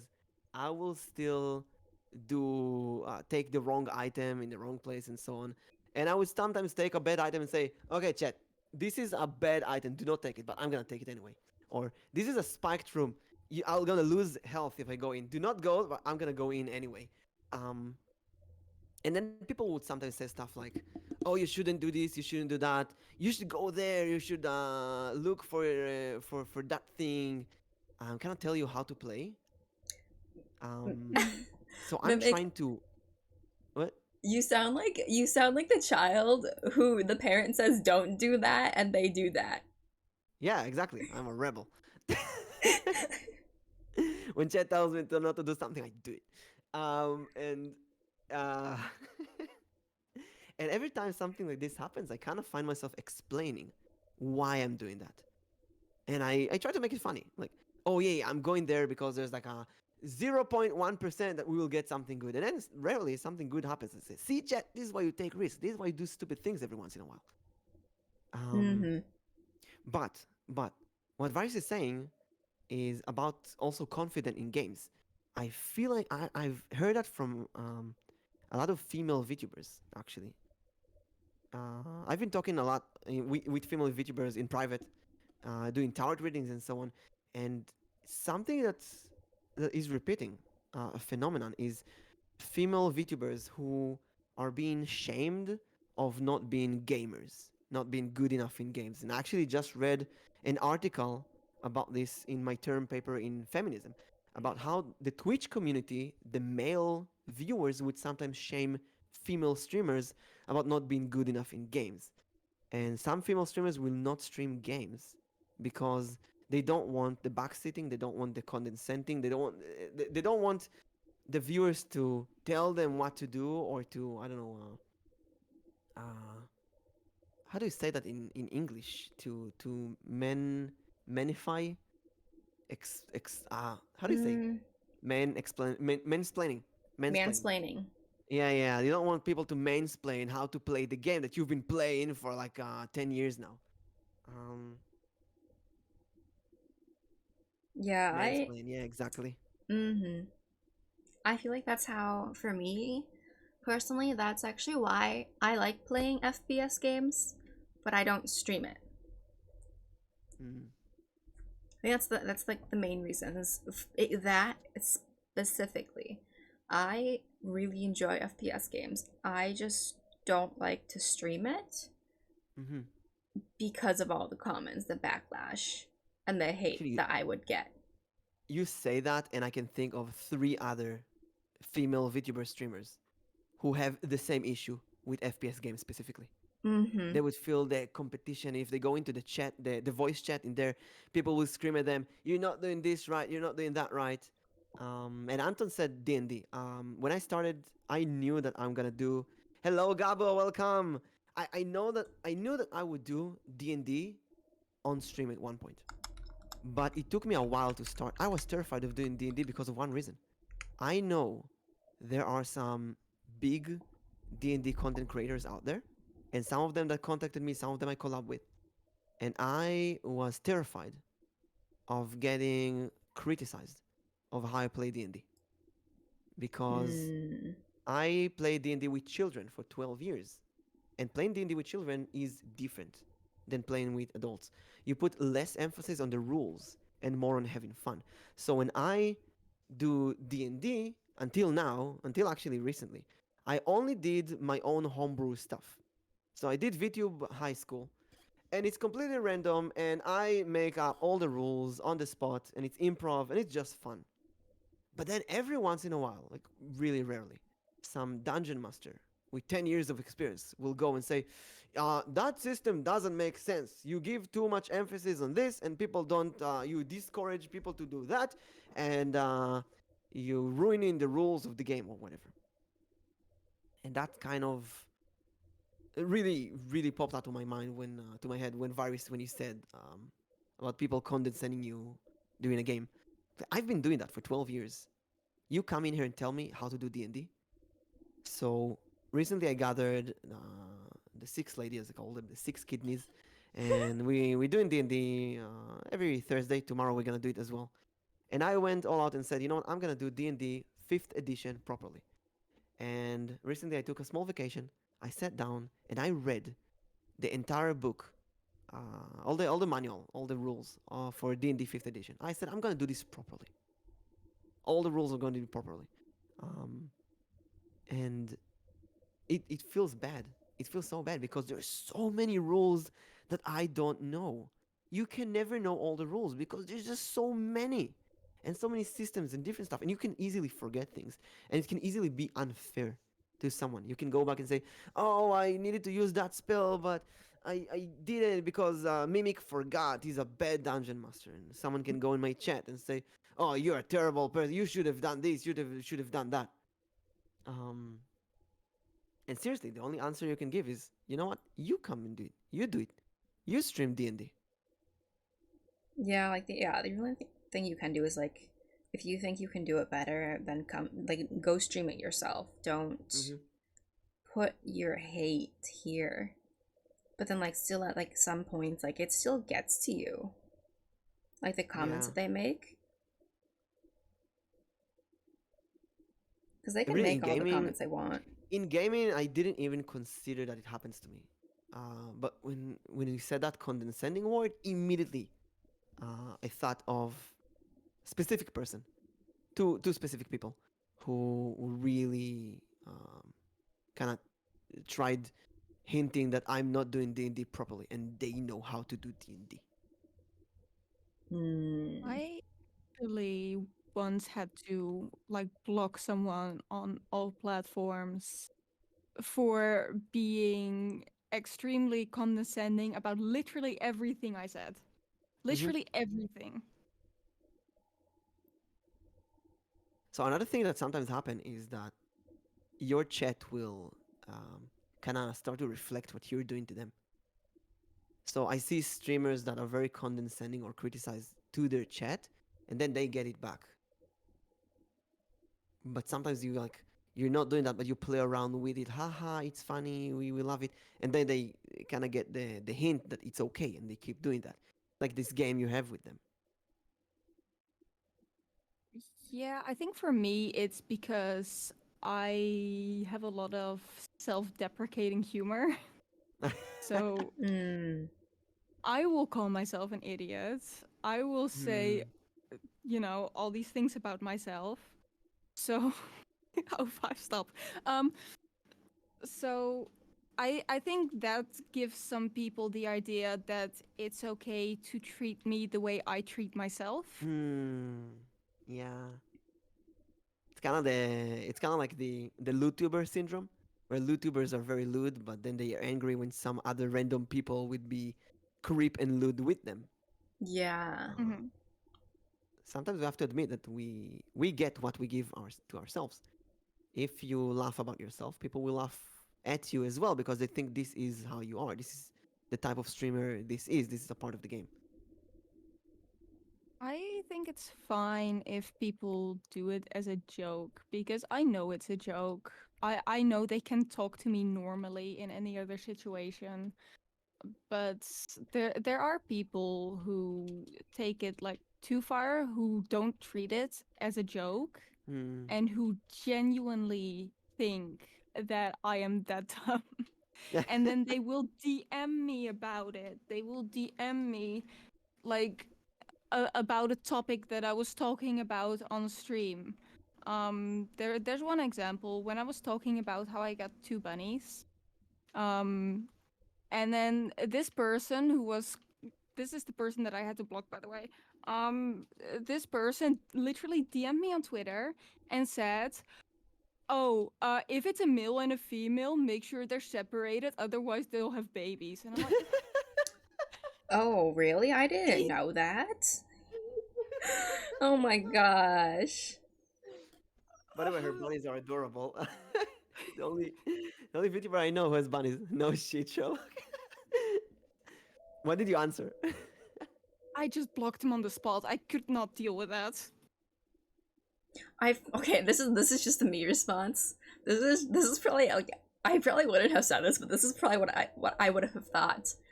I probably would have thought with like a response of like, oh, so then should roommates not be male and female? I would probably answer something like, "Wait, that makes so much sense. Wait, there's 50 babies now. How do I stop this? Help, please." But it's kind of like talking to spammers, these spam hunters, Mm-hmm. who answer to all the weird Nigerian princes who's like, "Please send me money and I will give you a lot of money." Answer them in email Mm. and play the game with them. I mean, some users can DM you the most stupid things. It's so interesting and funny. I do play along with GFX bots sometimes. It's Yeah, let's especially funny if they're not bots. let's I go to have- GFX bots. Wait, let's do that. Wait, I want to hear your stories. GFX bots. Okay, so I usually ignore them, but sometimes I am in some kind of mood, and I will send them my portfolio and ask them if they want to commission me. And if it's not a bot, they will compliment my portfolio, and I feel kind of bad. So let's explain first of all what's a GFX bot.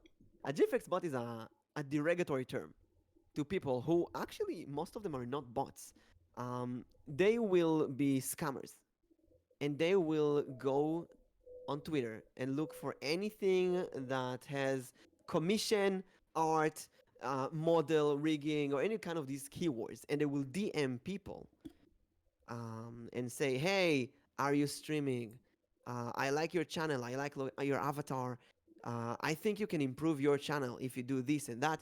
Can I send you a portfolio of my commission?" Some of them go so far as to join your Discord server and start DMing people in your Discord server. Some would go so far that it actually lurk in your community for a while before they reveal themselves and so on.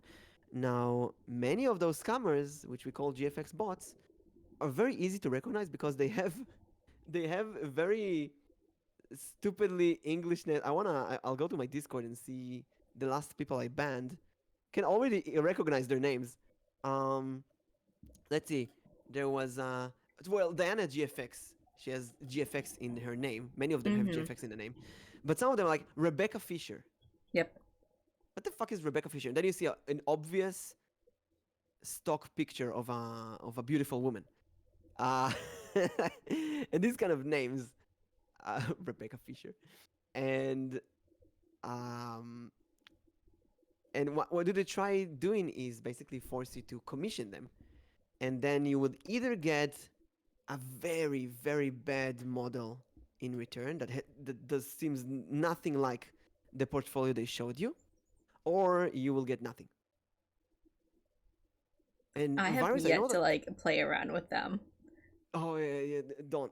There was once I actually said, you know what, I'm gonna do it, and I started talking to that person, and I started getting personal with her. I was like, I really want to commission, but I'm afraid. I need to see that you're a real person. And she went with it. She's like, how can I prove that I'm a real person? Like, show me your fit. That usually convinces me. And then she sent me a stock picture of fit. Oh my gosh. For a moment, I thought it was her real fit. And then I Google image. I searched the picture and was from a forum somewhere. Yo. And they were asking about her Oh my age. And then I went gosh. with a trick I saw with one of the spam hunters. I was like, by the way, where do you live? And she said California. And like, wait, really? Oh, you have beautiful sunset right now. I can see the sunset in California. She said, yeah, the sun is so beautiful right now. And it was like it was like 12 p.m. or 1 p.m. in California. There's no sunset at that.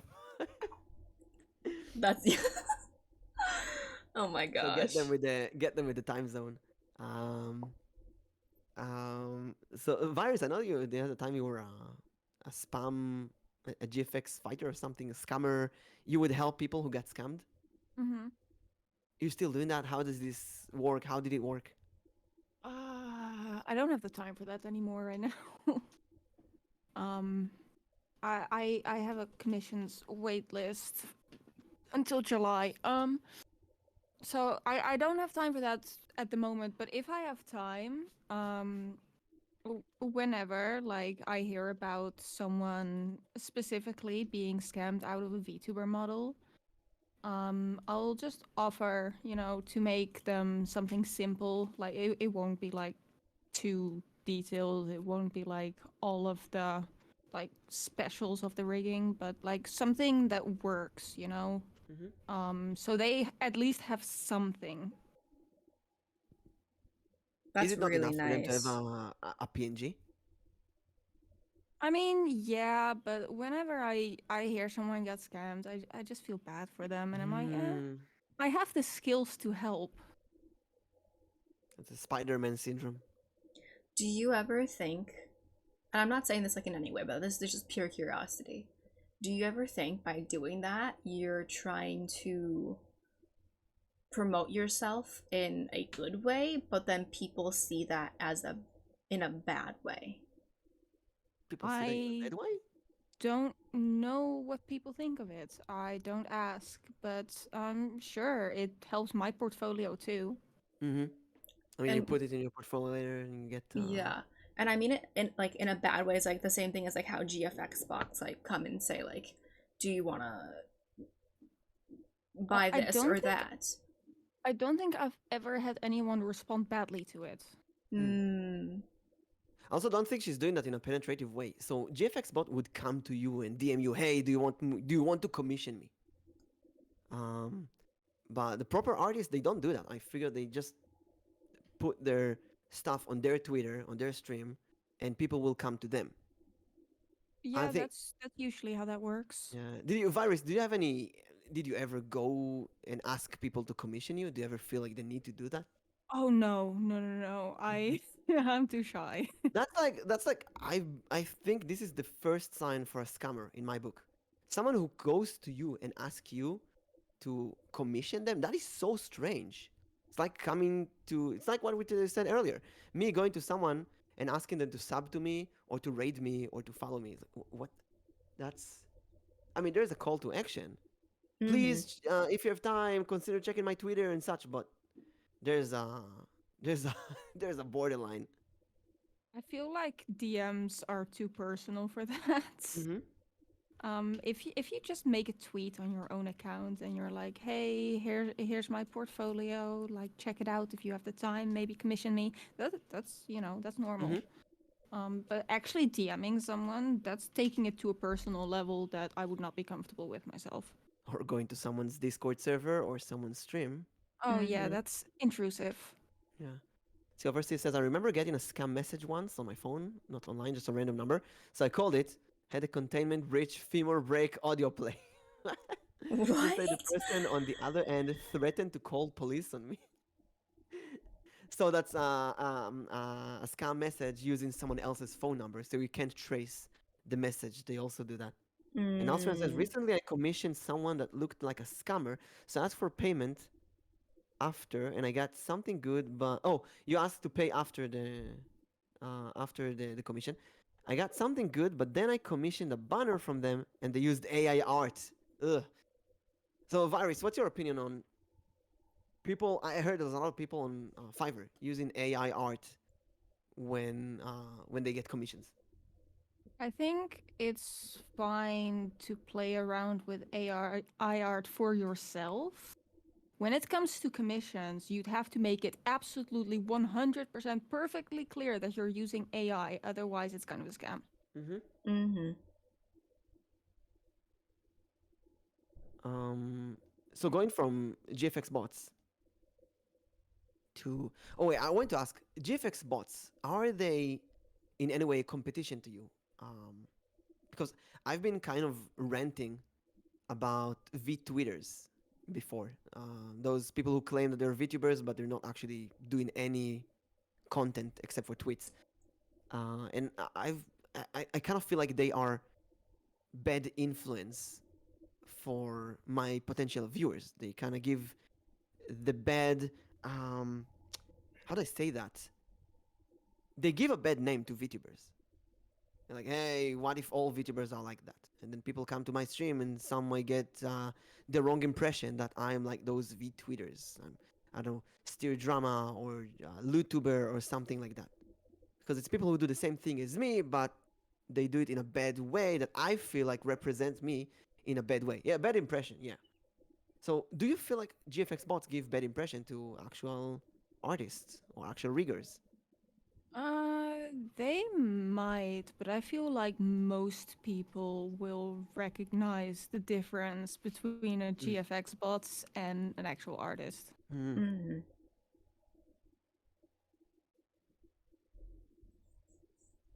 It's very hard to trust anyone. Yeah. I will highly recommend MissVyris, by the way. I'm a living proof that she's doing an amazing job. Thank you.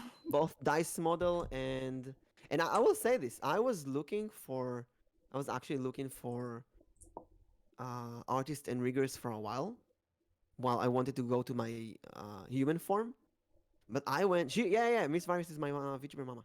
She did both art and rig, and I came back to her because uh, she just did an amazing job. Seriously, I couldn't find anyone out there who's better. I mean, there's no reason to live in the first place. Um, I was thinking to myself, I don't know, maybe I need like a human model. I need something bigger, someone different. I need a specific artist to figure. No, she's doing everything. She's doing both of them. She's doing an amazing job. Seriously, try her. And if you commission her, you kind of become a sibling, which is also really cool. Let me So pause sharing I this have a mic question. so How you guys. many, if you could think on the top of your head, how many models have you rigged and drawn? Over 100? My God, Probably Ooh, less than 200. maybe that's a you big got a lot of family. siblings there. I do. I didn't know I have so many. Like I No, said, like 95% don't even credit me, so it's whatever. that is so strange. But I guess How they do you just feel don't. about that? That they don't credit you? A little bit pissed off. I do have it in my terms of service, but I am not a confrontational person. So even if I like stumble upon them on Twitter and I know it's them, I don't say Hmm. anything. Hmm. Oh, I see your Twitter account has your YouTube channel and not your Twitch channel in the I know bio. I was struggling earlier trying to find your Oh, Twitch. I'm sorry. Luckily, it's the same name. It's MissVyris. It's just the Yeah, same as I just ended Twitter. up typing it and hoping for the Yeah, best. MissVyris, same Twitter and Twitch. Um, Well, Do we technically, want? me and Mselboim are avatar siblings. Although I don't know stream, I don't stream and I don't have a PC. Really, oversteers. We'll still let's go. Hmm. Saturday, Yeah. thank you for the stretch. I actually gave O5 her model for her birthday because she's been modding for me for like years now. Oh my God, I have so many siblings. Big family. Let's go. Big family. Okay, a segue from GFX bots in general. There's a lot of drama out there about interaction with artists and commissions, and I think the next topic is kind of self-explanatory. Who will commit and who won't, or maybe it's not self-explanatory. I'll try to explain. Some people regret. Some people would say, "Hey, I have money. And I've done it as well. I remember I wanted to commission someone, and they gave me a draft, and I didn't like it. Um, and I said, "Well, thank you, but not right now." And I kind of felt bad afterwards, but I didn't have experience with that because I don't commission a lot. But there's some people out there who commission nonstop, and I see them talking about artists who are disappearing or ghost them for a few months, never respond. And then there's people who don't pay or people who cancel suddenly. Or like you said, someone won the bunny raffle model and just didn't answer you in a DM, which is really weird. So, how do you know when you approach someone to commission you, or when someone comes to ask for a commission from you? How do you know if they're serious or not? That's the problem, though. You usually don't know. Um, because I've had people who were very sure about what they wanted. They responded to me every step of the way, and then, uh, like right when I was almost finished with it, they cancelled. Like at the end after the rigging? Yes. But do you get payment before or during or? Um, I get 50% upfront, so I lost out on 50% of that payment. Mm. Hmm. This is why I charge 50 upfront, by the way. Mm-hmm. Yeah, which makes Um, sense. So then what do you do with the model afterwards when you're done? Do you sell it for a discounted price? Do you just scrap it? What do you do?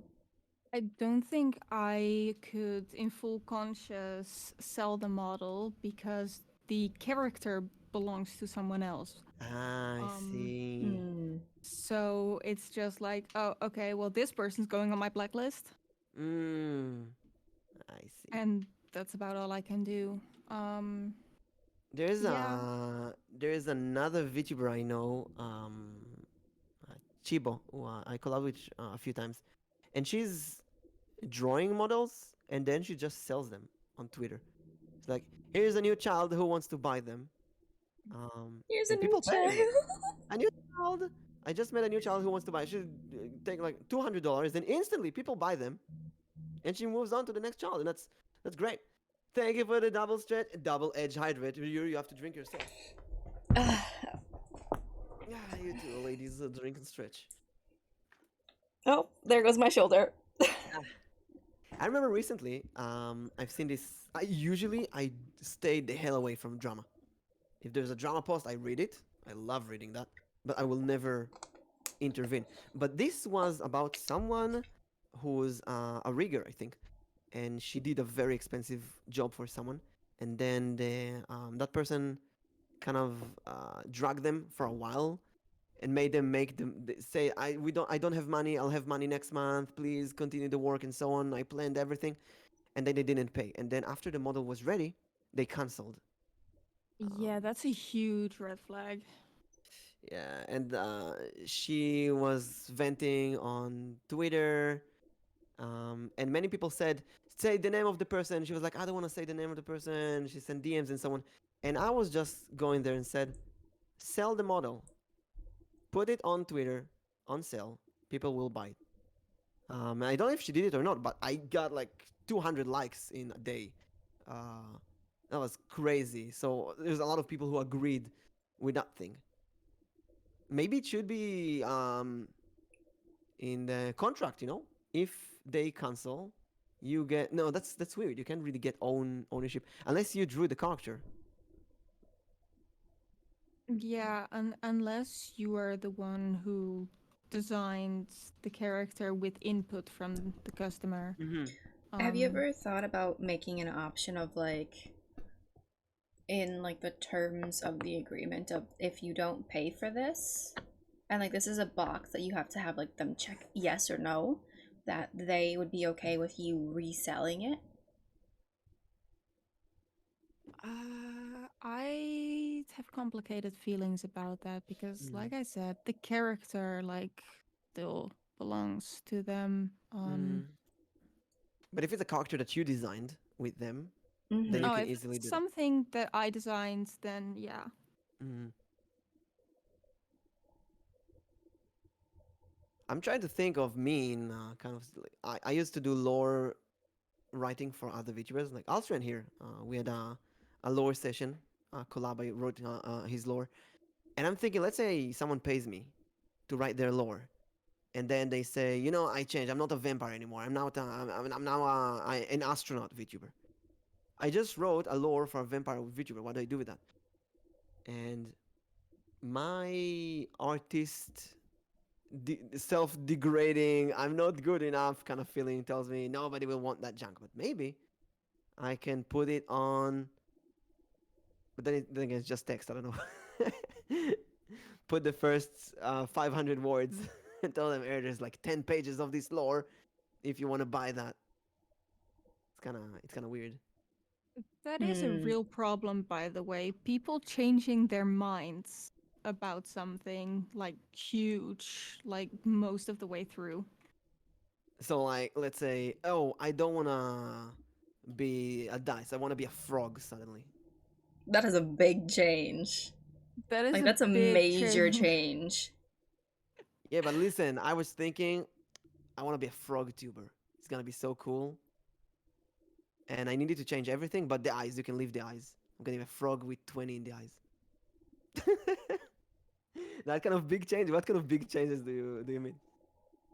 Um, so there are people who change like major parts of their design like halfway through. Like I'm halfway through rigging, I've already done the drawing, and they're like, "Oh, actually I want a different hairstyle." Oh, I see. I see. I see. I see. Hmm. And then And how complicated? How many layers are in the hair? oh god, okay, so depending on the hairstyle as well, but usually it is at least 20 layers, like 20 to 50 Mm-hmm. probably. And it's probably different Um for men and women, right? yeah, kind of. Short hair has a lot of layers as well. Oh, really? Yeah. Yeah. Listen, changing my hair color is a nightmare. My VTube studio can't allow me to choose everything together.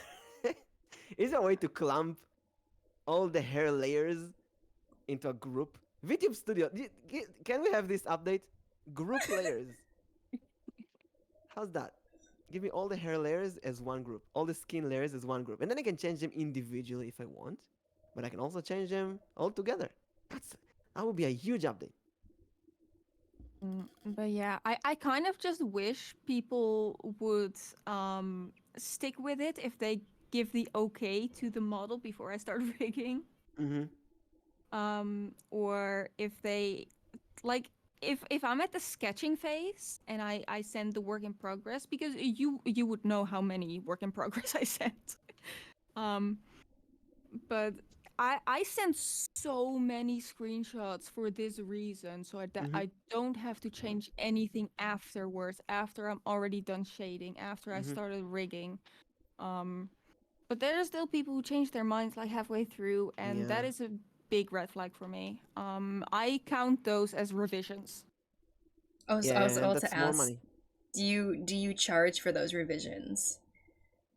There are 2 free revisions, and after that I charge. Okay, so okay, that's still pretty fair. Like you tell them Yeah. like, okay, I'll give you at least two free, but then anything more than that, yeah, that's more than reasonable. I think with maybe there was a big revision with the mouths, because I got the model and there was the coat, and I just felt like it's empty. There's something in there because I have no idea what I want. Right? That's my biggest issue. I have no idea what I want. Um, and I just looked at some mimic art and I thought, let's add mouths all over the coat. But that's a big revision, so Yes, that did count as a revision. because we didn't have that in the initial sketch. Hmm. And she Hmm. sent me many sketches and I approved them, but only after during the process I thought, you know what, I need more. But it was kind of more of the same. It's not like changing completely. Like, I want to be a frog tuber instead. Hmm.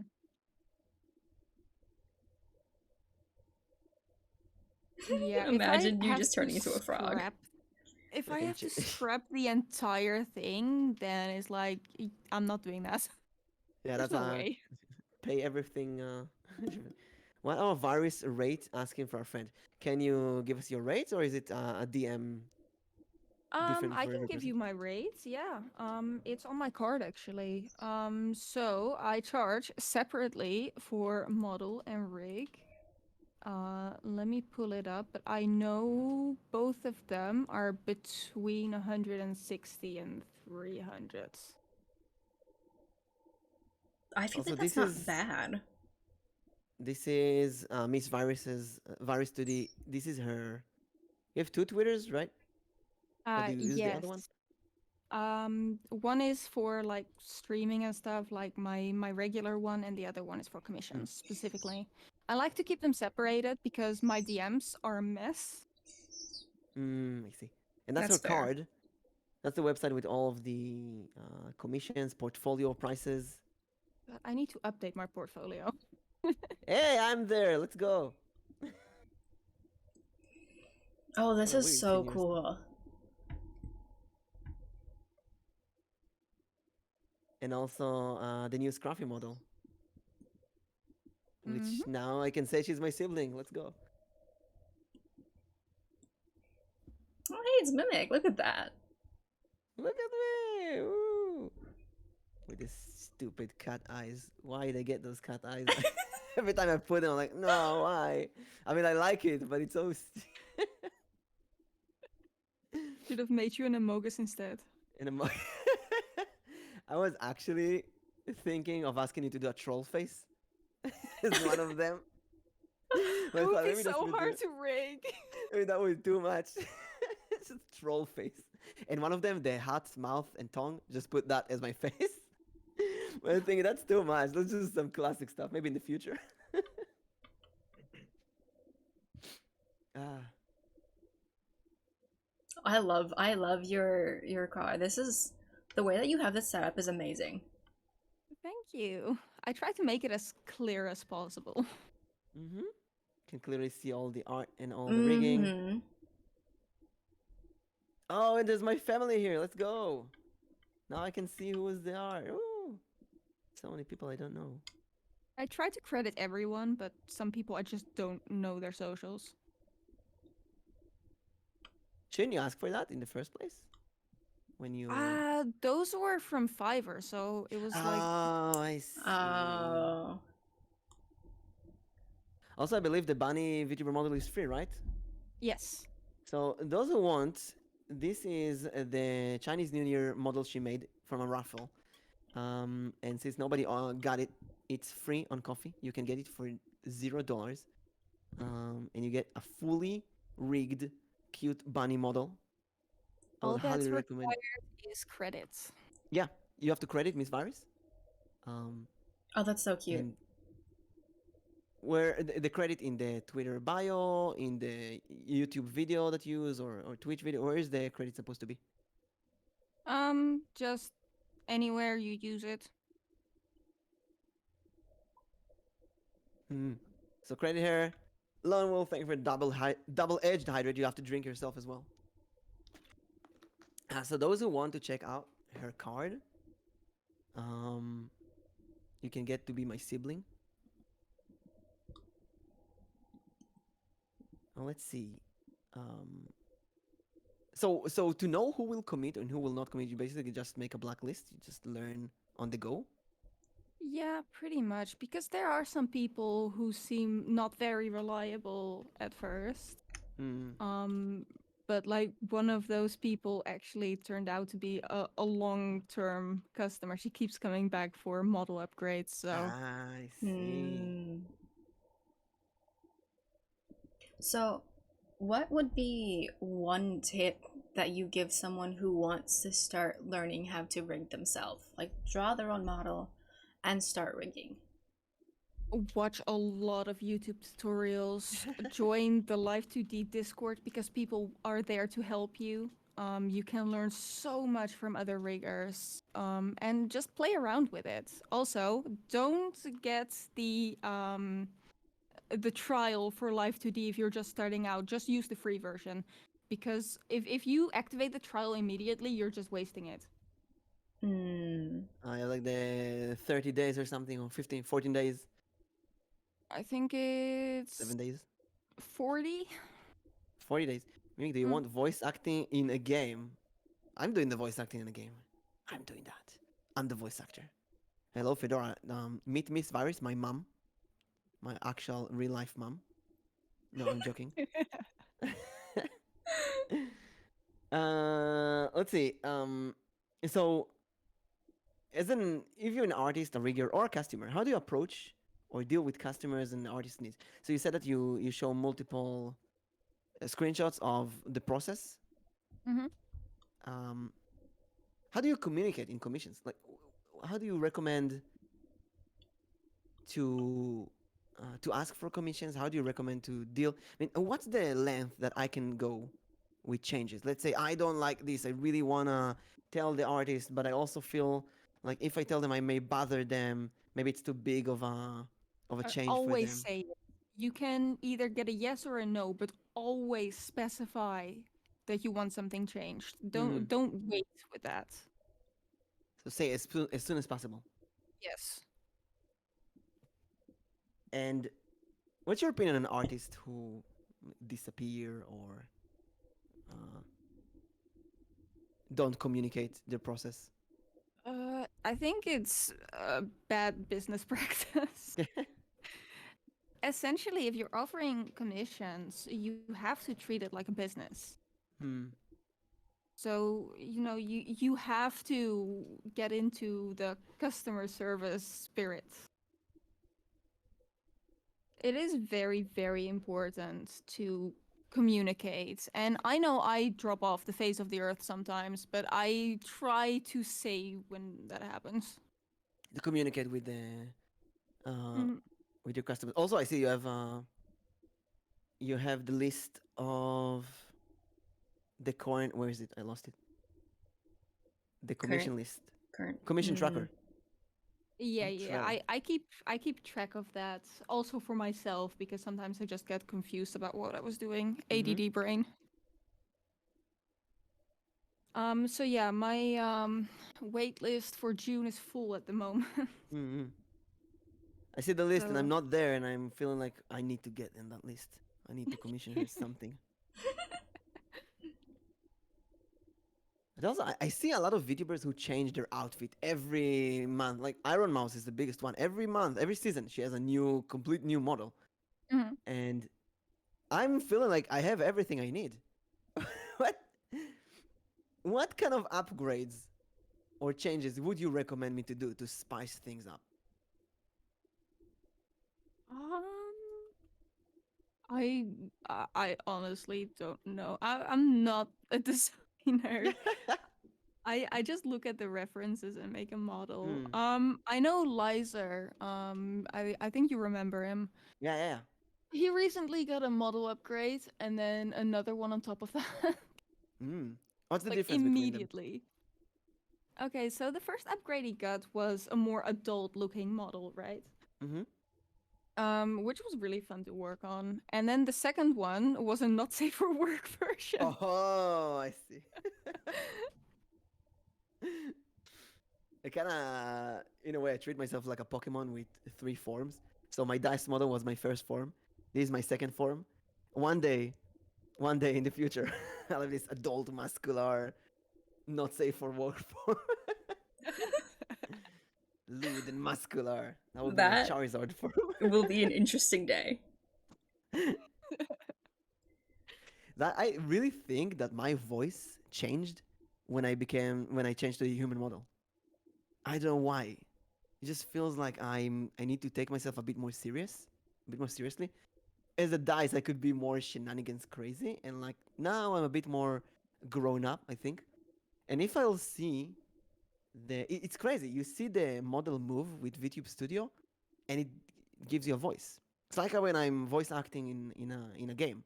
I see the character, a voice comes out. And if I'll see this lewd model in front of me, I would have to, actually, as an art I got a long time ago one of the inspirations for this model. There's a few inspirations for this model um, that I showed Virus.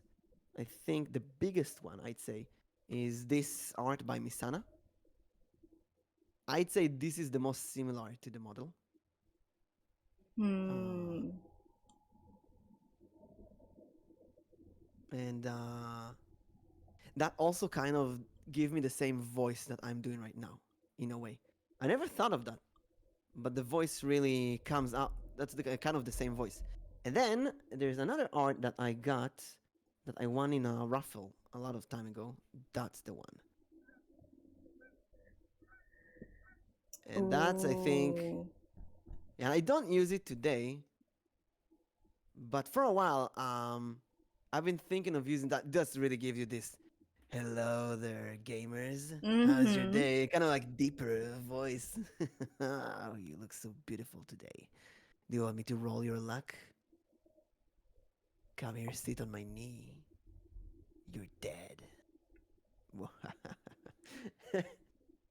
That's for the dark future mimic.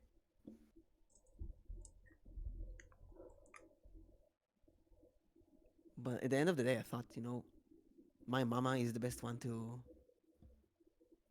know how to change the dice to a human. That's kind of weird. I remember when I commissioned her, she asked me a very tough question. What does your model look like? And I thought, well, you're the designer, you tell me. And I figured I have no idea what do I even want. So we went with the dice. It was kind of simple.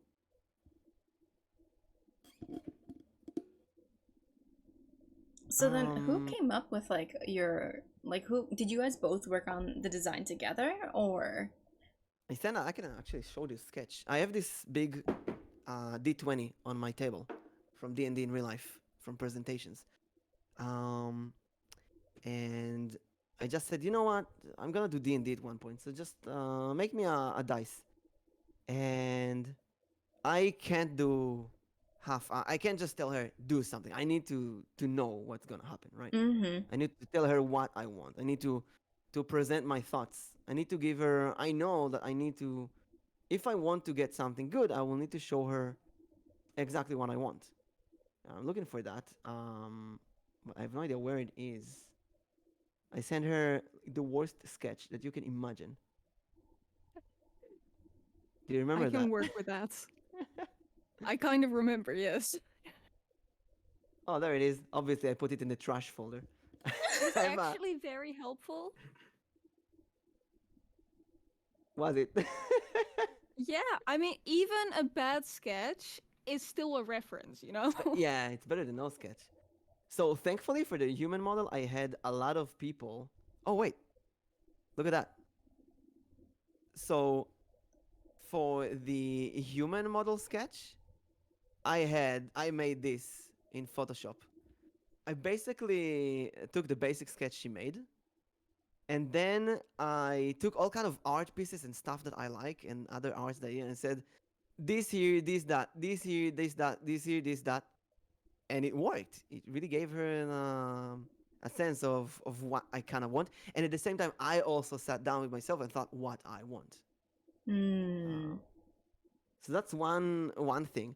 Um, there's also you can see that the cat eyes, for example. I took this from Cheese Home. Uh, that's the cat eyes that I wanted. So this is one of the faces, um, and here's one the smug face that I wanted. I'm looking for the first. Wait, I'm not sure where is it. So when you see something like that, how do you emulate that? Do you go and do exactly that? Do you um what's the process of taking something like that sketch and actually making decent art out of it? Um, well, it's I always appreciate it when people have some sort of reference for me, right? And I always tell people like even if you don't have a reference of the character itself, um Like, just get some images from Google so I know what hairstyle you want, what, like, anything, clothes, that kind of stuff. Just gather as much as you can about what you want and send it to me. Mm. Because then I can piece it together in like a cohesive manner, send out a sketch, and if you want to change something on that sketch, we can go ahead and change it from there. But as long as I have a starting point. So I found them. That's the early sketch. Heavily inspired by an amazing game called Dicey Dungeons. And then the result that she made, and the final result, which is phenomenal. And although I only had 2 models, in both of them I had this feeling like in the sketch, I'm not sure if this is what I want. I'm not sure how the end result, but then the end result is just amazing. And even then, there's a huge difference between this and actually seeing it move. Yeah. When I saw that model move, I immediately thought, I'm gonna stream today. That's also what I really, really like about rigging. Like, it brings everything to life. It is so cool to see. Let's see, your model matching yourself feels so important. I know I feel attached to the model I made, and the fact that the model feels like me, in a way, definitely makes me want to stick with it and not upgrade for a good while. Yeah, and I've been thinking, what's me, basically? How I can do shenanigans. And with the dice model, I could freely like, hop around and spin myself and do all kind of crazy stuff. Like one thing really cool, I'll go to the starting soon screen. I just made it in Filmora in like 5 seconds. You can see my dice model just spins around on the screen. And it was so simplistic. All I had to do is think what I need. So since I did that, I would think like Nyx, if you want a live 2D model, get a mushroom, combine mushroom elements and elf elements. Start with something very simplistic, something cute, adorable, marketable. And even now, I kind of use this model. I put it the dice model. It's like my signature on memes. I put it always. I just put it randomly in all kind of places. Because yeah, Emmett makes a really good like point. Like matching your model to how you feel is one thing, but I always say mimic. After collabing with you for the first time, I have really gone on to the emphasis of the mushroom theme.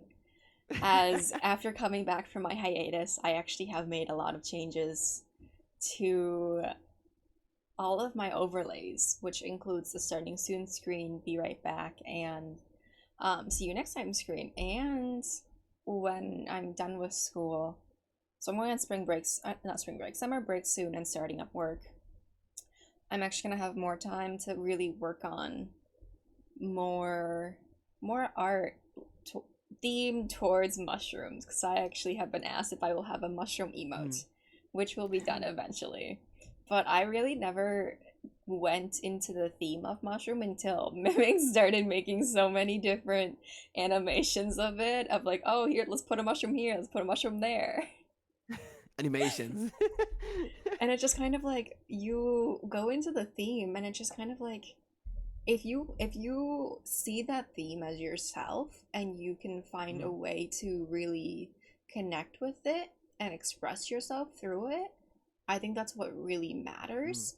And being able to create a model how you want to really show who you are as a person and who you want to be is really important. Because I know when my elf model was actually the very first model that I created. And I went in blind, not knowing what I wanted, not knowing what I wanted to do. I first started off with the face shape. And then I thought, do I want pointy ears? Do I want regular ears? And I was like, you know what? I'm really kind of feeling the pointy ears. And then after that, I went with the eyes. What kind of eyes do I want? What kind of emotions do I want in the eyes? And what colors do I want them? And then it just kept like going further and further of like, how do I want to portray myself in a model? And that kind of goes into my human model, actually. Is I really did not know, and this kind of tells you like this actually tells you a lot of like how much of your personality goes into making your model. so I've made my elf model first, and then afterwards I wanted another model because I didn't know how I felt about my elf model. Made another model, and it was completely different style, completely different skin color, hair color, ears. Everything was basically different, and I loved them both equally. So I couldn't figure out which one to use, and so I was able to incorporate both of them into my lore. It was only a month into my streaming did my IRL friend who actually helped me make my lore texted me and said, "Are you aware that your human model looks like you IRL?" And after the stream, I looked at my model and I looked at myself, and I'm just kind of like, I did not intend for that to happen at all. It just happened.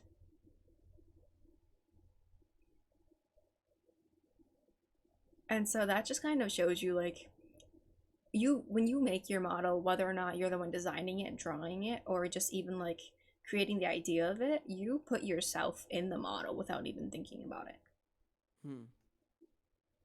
There's something interesting about that. You put yourself in the model, yeah. So Lone Wolf here said, I couldn't commission Vi anytime soon. No idea what I even want. So that's a good question. What do you want? What's your skills? What are you known of? Are you a wolf?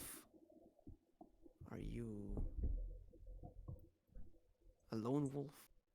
Yeah, I think it really starts off with like, what are you and what do you want to be seen as? How did you choose the dragon, or white dragon? Dragons are cool and they fit my personality.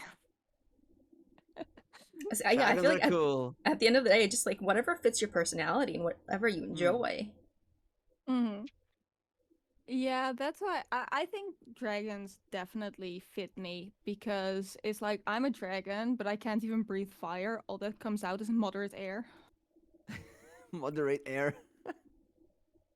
Dragons are cool.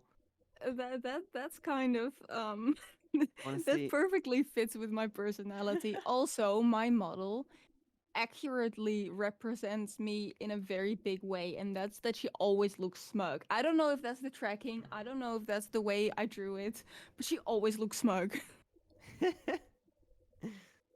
That's you great. are smug in nature. I might be. I have been told that I have resting I feel like everyone does in some way. I've been told the same thing too. I feel like everyone has a resting bitch face in some way or form. It's just whether or not we're aware of it. Yeah, so yeah, my model fits me. I'm actually working on the 4th version of my model right now. Oh.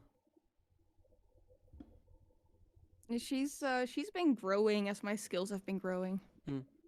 Actually, I want to show everyone an art you did recently. MissVyris. Which was, I find was really impressive. It's in her avatar right now. Let me find Oh, the Baka one.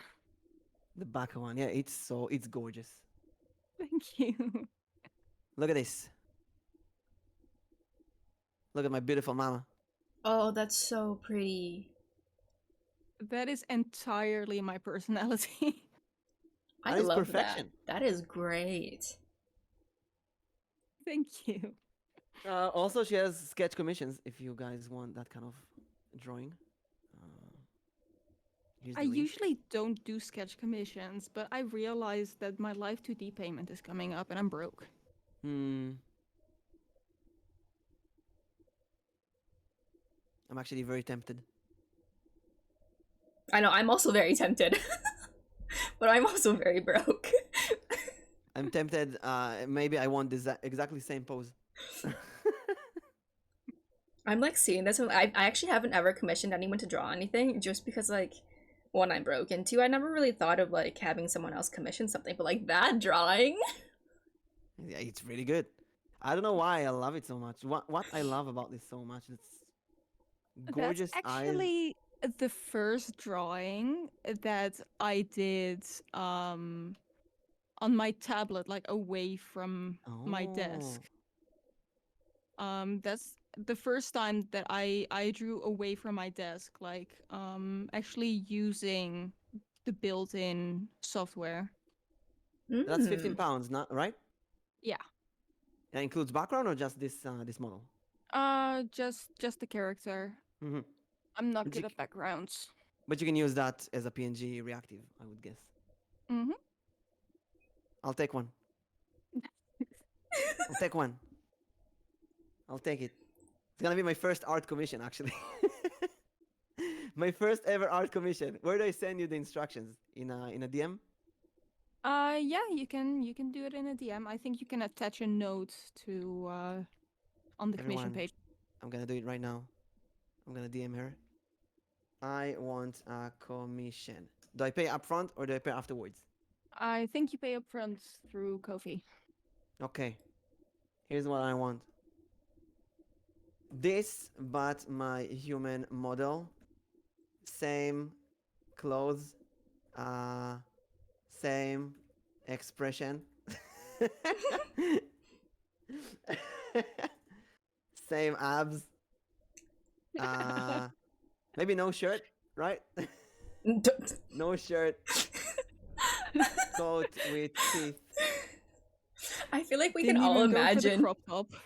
Everyone can already imagine what it's like. 69 in the eyes. What else? Chat, help me. We're gonna commission this Is the together. hat gonna be there? Is the hat? Oh, uh, hmm. Holding the hat in my lower hand, maybe, maybe not, maybe with my. That's a good question. Here comes the rough question. What do you do? How do I, maybe the hat is on the floor? Maybe like, Mama, Maybe help me. you're holding your hat in your hand on your leg? Yeah, that's what I'm Um, thinking. the hat is gonna be mostly on the floor then, since the hand is Yeah, hanging that. yeah. I don't want you to hide the legs. He is Hmm. Mimic is currently commissioning the drawing, but that drawing, but him with 69 no tattoo shirt. on the tongue.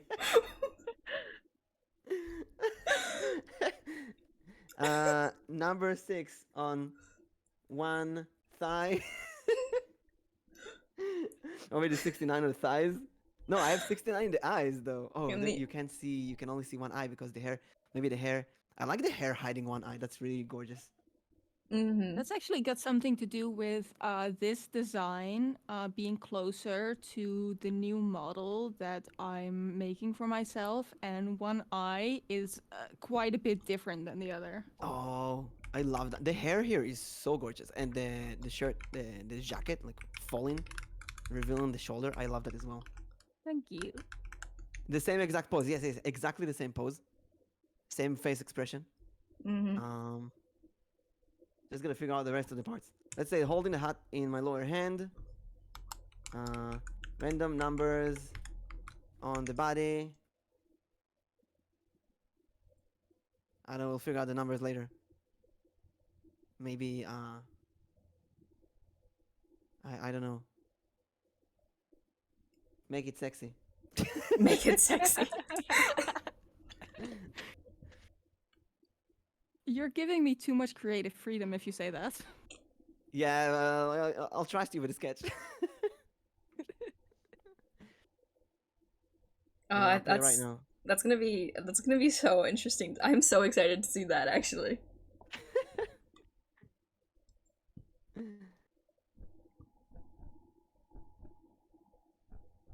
So let's see. In the meantime, while I pay, I want to ask about competition. There's a lot of competition in what we do. In general, Mm-hmm. there's a lot of competition in VTubing. There's a lot of competition in commissions. Hell, I just figured out there's kind of small competition in tower trading. Not too much, and D&D as well. I do feel like D&D and tower trading is so different with every person. So I don't feel threatened with that kind of competition. But with streaming, you play a game. There's so many other people who play exactly the same game, and you you commission. There's so many other people who commission. You do art. So many other people who do art.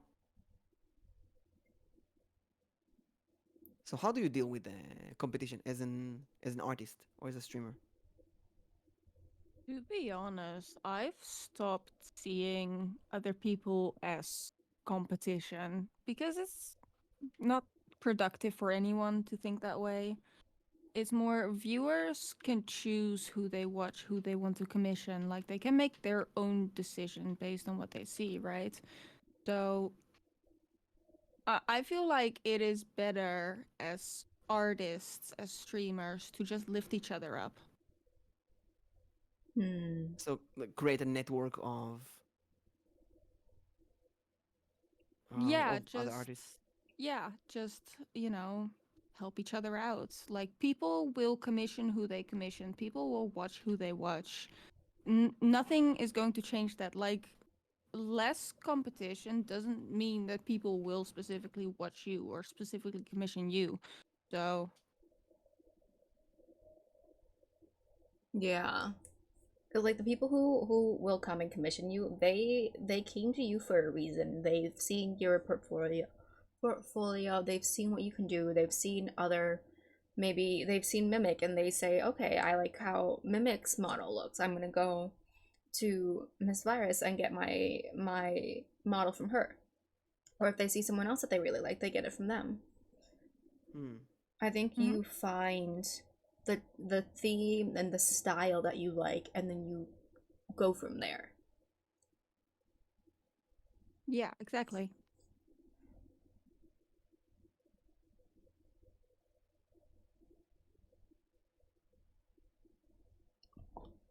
It's very interesting though, because I know there's a lot of people who they don't think about the theme and the style, and they kind of just go for the first artist they see, or they go for the cheapest artist they see. I honestly do not want to deal with people who go for the cheapest because they're usually the worst customers. So like the people who are like trying to bargain with you. Yeah, they try to bargain and then they're overly critical about it as well. You know, people who pay like $50 for a model and then expect a model that costs 2,000. Ah, I see. It's very consistent. I don't know why. Yeah, ever since I raised my prices to around what they currently are, people have been a lot more pleasant. That's What do good you mean though. people have been more pleasant? Well, when I offered models for super cheap, I got the kind of customers who were like rude. They tried to like haggle me down. They were overly critical of the model. And now that I've raised the prices, people are actually just, normal. They're respectful, you know? I think now, because you actually have people who are in like who are actually spending the money because they really want it, whereas there's the Yeah. other people who they don't really want it, so they don't want to spend so much money on it. Yeah, I think that's it. And like people who don't commission me just because I'm cheaper than other people, but people who commission me because they like my work. I think that plays a really big part. Mm-hmm. Because yeah, being able to like the artist who like the artwork the artist is making is also a big thing. Because if you don't like the art, then why are you commissioning the person? That's actually a thing. When my prices were cheaper, I got a lot of requests of drawing something in someone else's art style. Oh. Oh, how does that work? I always refused, by the way. I don't think, like, morally, I am against that. But yeah, people would show me like art styles of really, really good artists. And it was so pretty, and then they asked me to do it as well when I knew they were like 10 times more expensive, and that's why they commissioned me. Mm. But then, like, even okay, so let's just assume that you could draw, like you would draw. for them. The thing is, like, you can't just copy someone else's art style because you don't know how, like, the way that they do it. Because you have your own unique style. Everyone does, and it's so hard to leave that style for a new one. Yes. I don't think a lot of people understand that either. It's like you can't just easily pick up someone else's style or theme. That's something that I have noticed with a lot of people. If you don't have like if it's something that you've never done yourself, you don't know how hard it is. And you assume that it's I assume it's easy, right? I think a lot of people assume that it's all gonna be easy until like you actually like get into it and then you take a look and you realize, oh no, it's not as easy as I thought it would be. That's like going back to the we talked about earlier about people want to be a streamer and they don't really know what's involved in being a streamer. Might think, oh, it's really easy to stream, really easy to grind and so on, but might be a bit more complicated than that. Yeah. But then that kind of goes back to the thing is like you don't have to have anything to start streaming. You just need to have Wi-Fi and a computer. And a game. Ideally, you use Ethernet and not Wi-Fi. Nyx. Ideally, but that's kind of yeah, we can't do that. Okay, that's another proven fact. If I can stream, anyone else can stream. This is a proven fact. The fact that I can stream with a model and play a game in 480p proves the fact that anyone who wants to stream can. To be honest, the only block you actually have is you just doing that. Yeah. And I think that's true for everything. If you're sitting down and if you would do it, you would do it. If you're not doing that, if you're finding excuses on why you can't do it or you don't do it, and maybe you shouldn't do it, then you're not built to do that. Not all of us can use Ethernet cable. Why not? I really just get one on For eBay. me, It's like $1. Just drag it all over your house. Yes. yeah, that's the issue for me. Is I can't drag it because it would have to be like at least 100 feet. You're that far away from your router? Yeah. Man, there's a lot of twisting and turning. Okay, when I think about it, I do have like a 50 meters cable running on the floor. Mimic.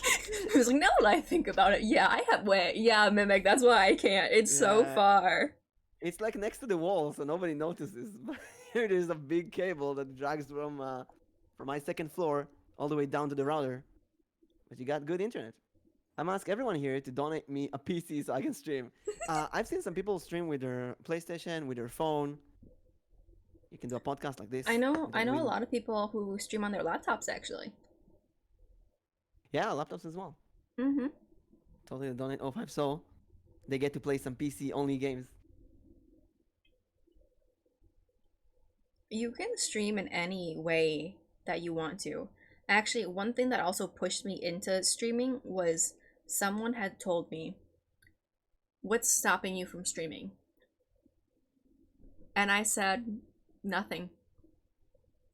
And that was one of the pushing things that made me start streaming. It's like, what's stopping you? It's like nothing's stopping. Yeah. Your statics in your microphone when you just put your phone next to it. Okay, my phone wasn't even near my mic. Nyx, what have you been doing? You said, Nyx, throw away your phone. I just got a text message on my phone, but it's not even close. My God, this text went all through your microphone. What the heck? Okay, we have like 20 minutes left. I want to finish with something a bit more positive. What charges your social battery? Because I think one of the biggest struggles we have as streamers is social battery running out or burning out. So how do you deal with that? How do you charge your social battery?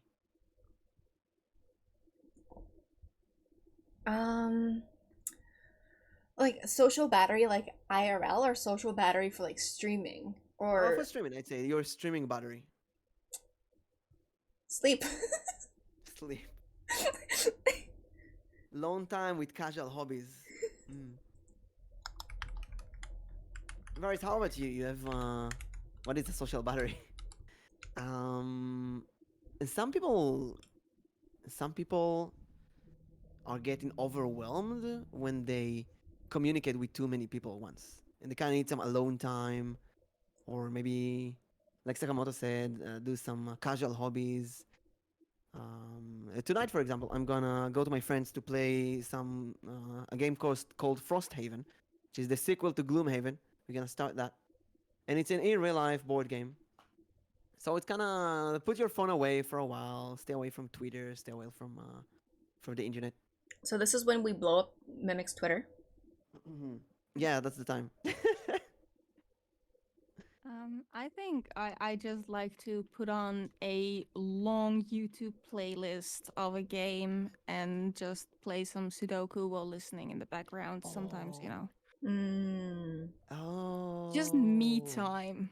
Grab a cup of coffee or hot chocolates and just don't talk to anyone for a while. You know, I haven't thought of that. I'm doing that so much, actually.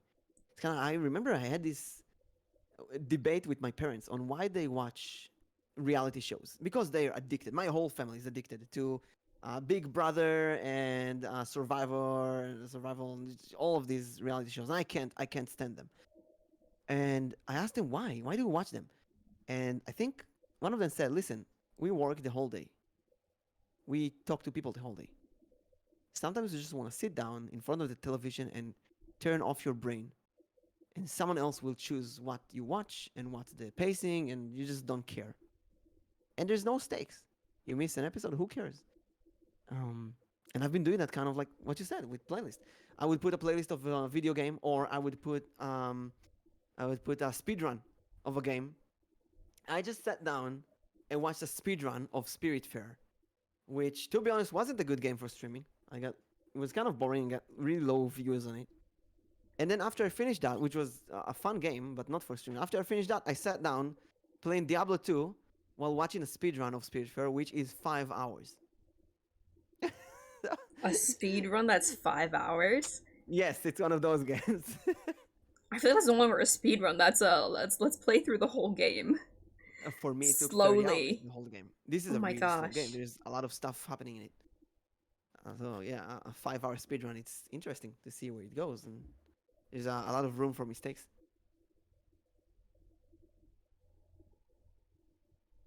Yeah, for me, I feel like I just don't get a lot of sleep in general.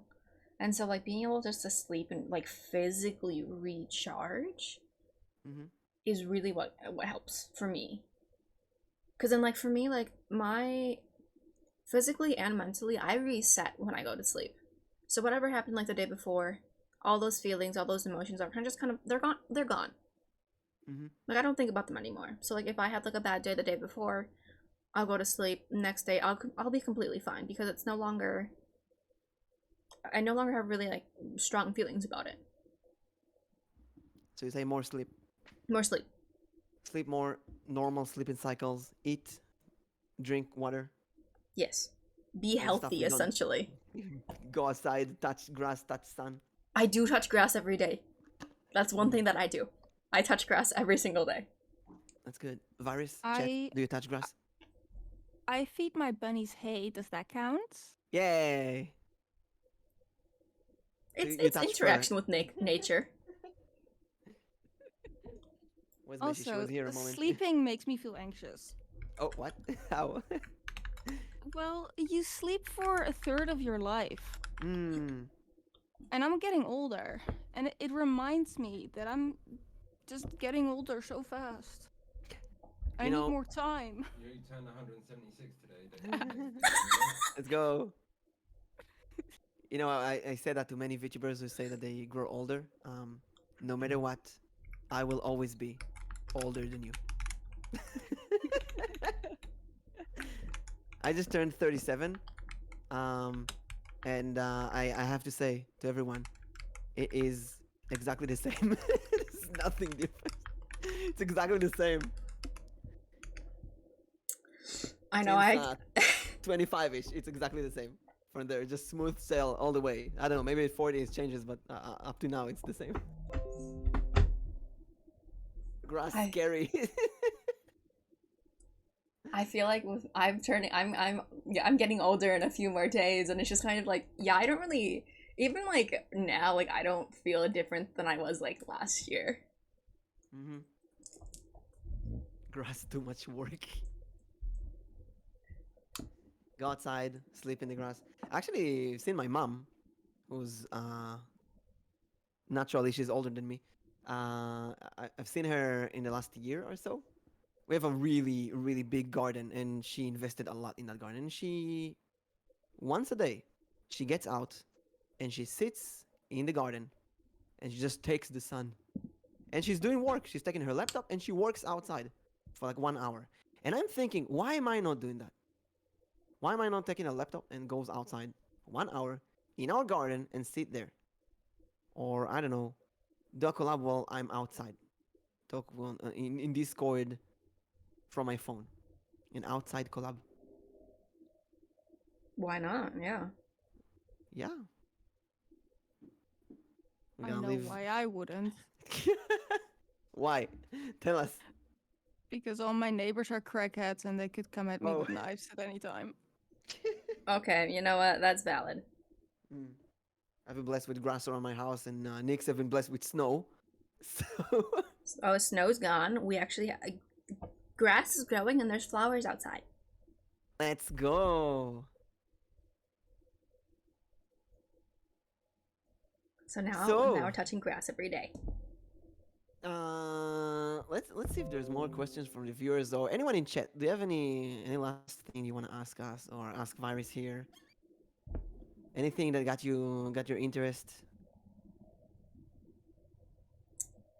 I think I've asked all of my questions. If chat has any of their questions left.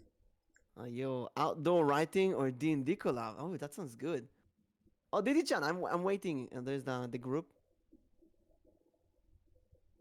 Sometimes you wait for people, and you just gotta push them a bit more. Hey, by the way, I'm waiting. I'm still here. Just gonna find it. There it is. Hey there. Yo, Digi-chan has a game. When do we do it? I'm available any day, Euro time. America's morning, noon. Sometimes you gotta push people for collabs. Not too much. Don't Not do it too much. Not too much, too according to our much, no, no. podcast.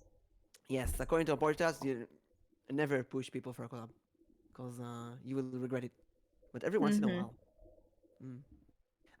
And also, every once in a while, I remember going back and remember to people that I still collab with from my early days, like last year. And MissVyris, look at that. Look at that long timer. Huh?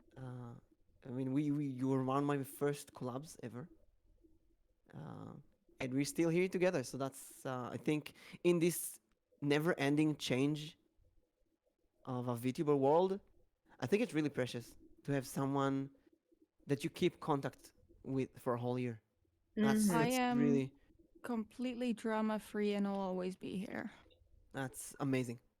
And maybe again, maybe it's because I communicated with so many people this year, but so many people who graduate and disappear and ghost you, or I don't know, expect you to talk to them. And it's really nice to have some people still there. It's really, really not something to be taken for granted. Yeah. So, Shall we go into our takeaways? yeah. So, Virus, every week we take we have takeaway, 3 takeaway, one of each. It's kind of like a one-liner something that you learned today that you want to take with you or tell the viewers. Okay. Let's see, we talked about streaming on YouTube or Twitch, streaming MMOs or variety streams. We talked a bit about being shamed, being not subbing or raiding or watching someone. And we talked a lot about communicating with artists, commissions, or artists doing commissions to other people, how to explain yourself. I think my takeaway would be um, say what you think as soon as possible.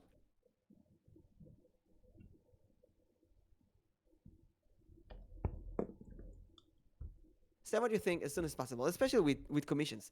So if you like something or don't like it, say it. Say it really, really fast, really early on, because the artists need to know that. And I would take that to anywhere. If you're collabing with someone and they don't feel comfortable with something, say it. Just say it. Don't leave people hanging because it will only um, reach to even more uncomfortable points or places. Mm-hmm. Also, we got a question from Officer Virus. When are we going on a date? When you come over to the UK. Let's go. Do it, Overseer. Buy a ticket now. Actually, I was looking yesterday. They're kind of cheap right now. Is it? Let's see. UK flight. Oh, it is pretty cheap. I mean, it's still very expensive, but pretty cheap. So, Nyx Virus, do you have any takeaways from today? I'm trying to think of not something I've said before. Mm-hmm. We talked a bit about streaming your in real life work, study, drawing on stream. We talked about competition, GFX bots, charging your battery. Can't buy ticket right now and spend $300 on toys last week. Hey, I always say that to the artist I commissioned. She lowered her price again since she feels she's not getting any reach. Actually, I got my ninth book was published this week, and the shop increased the prices of all of my old books, and I asked them why, and the owner said, "Listen, I'll be honest with you, people mock books that are cheap. We had to increase the price so more people buy them." So I said, "You know what? Well, I trust you." I have one. If I can figure out how to word it. Do it because you want to, not because others are doing it. Do it because you want to, not because others, not because of others. Yeah. So it's kind of like don't look at others as competition. Do what you feel. And that comes to like when it comes to your own art, when it comes to commissions, when it comes to your model, your overlay, everything. Mm-hmm.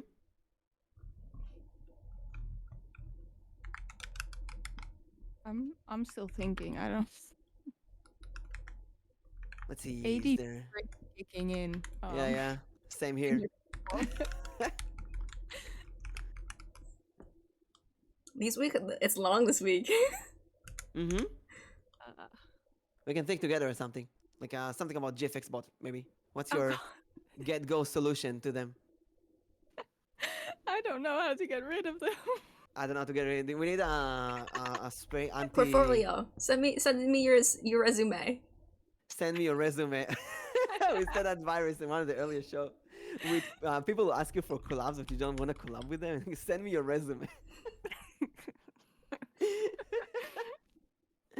Send me portfolio. I would say maybe something like stream your work every once in a while. Stream your art or your rigging, so people can know that you're actually commissioning, that you're actually doing the commissions properly. Yeah. But some people aren't comfortable with that. Is the problem.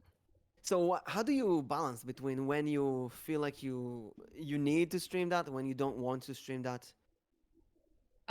I usually stream it when I have so much work that I don't actually have time to stream, so I just combine it. Combine when possible. Also, I was thinking maybe you can do that, but if you don't like people telling you what to do or backseating your art, maybe you can do an emote-only chat. Yeah. That is actually an idea. I remember watching a few D&D streamers, and when there was a riddle, they would put on emote only chat, so the chat cannot answer the riddle for the players. That's super smart for like any game, really. Yeah. So if you feel like someone is backseating you or condescending you or telling you what to do, just put on emote only chat for a while. Actually, I think I got one. Because we were talking about like if you start out streaming like one game and then you go into variety and lose streamer and you lose like viewers, right? So I would say it's okay to change what games you're streaming because your core audience will always stick with you. Change is okay. Your core audience will stick or will follow. Yeah. I love that. I love that one. And that applies to like switching between YouTube and Twitch as well. Switching platforms and switching projects, switching things. That's great. I'm gonna post it later on the Twitter. And we got like a few more minutes left. Is there anything else you wanna say? I'll give some shout outs. Again, I'm gonna give a shout out to MissVyris. MissVyris's Twitch. Please check her out. She's my mama. Also, I'm gonna post here her card again. Please check out if you're thinking of doing commissions or a live 2D model, even a PNG. She's really, really fun to work with, and you get to be my sibling. And Nyx. Yes. Next week. My channel. Yes. I have a lineup. We don't have Thursday, unfortunately. Oh, we're still welcome to the party. We don't have Thursday? No Thursday because I have studies next week on Thursday. And also no Wednesday because actually no Wednesday as well because I'm actually doing some in real life Dungeons and Dragons coaching for other Dungeons and Dragons on Wednesday. So Friday? Because I start, let's see, my last exam is Monday, and then I have a couple of appointments I need to attend to on both. Actually, so Wednesday wouldn't work for me either, actually. Perfect. So I have a couple of things to attend to on Tuesday and Wednesday. Oh, you know what? I might be doing a double collab on Friday then. Let's go. So we'll keep you updated. We'll keep you updated. It's gonna be on my channel. Yeah. I'm actually convenient if you continue from that stream straight to your stream. That would be interesting. I don't. That would be long. Hey Makoto, you may have missed it, but don't worry. The VOD will be there forever, and I'm gonna upload it to YouTube in 24 hours. So next week we will probably be on Friday. Most likely Friday. 12 p.m. GMT. I guess. 7 a.m. CST. And we'll go from there with that. But what's everyone's plans for the rest of the day? Yeah, exactly. What are you planning?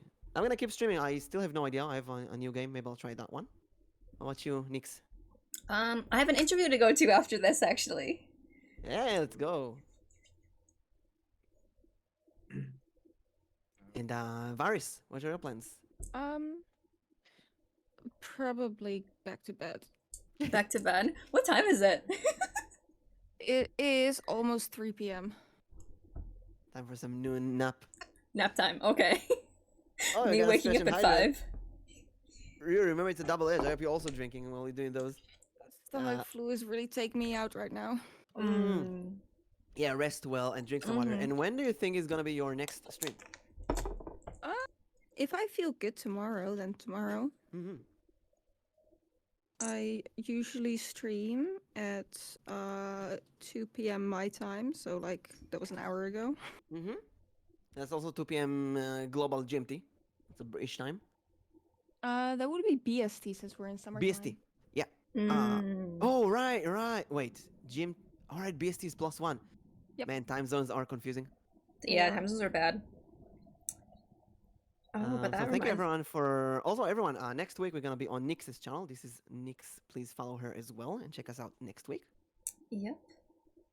And actually, I'm just gonna put this in. I actually have a birthday stream coming up this weekend.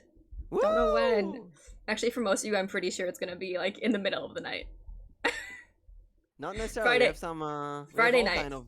We have everyone here. Friday night. Friday night Check out into Nyx's Saturday stream. morning. What you gonna do on your birthday stream?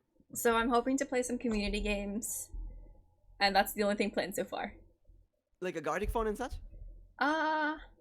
Something on the lines of that. Yeah, I'm Mm. still like trying to You know think of like what I want to do. I should do a Gardic phone or a Jackbox.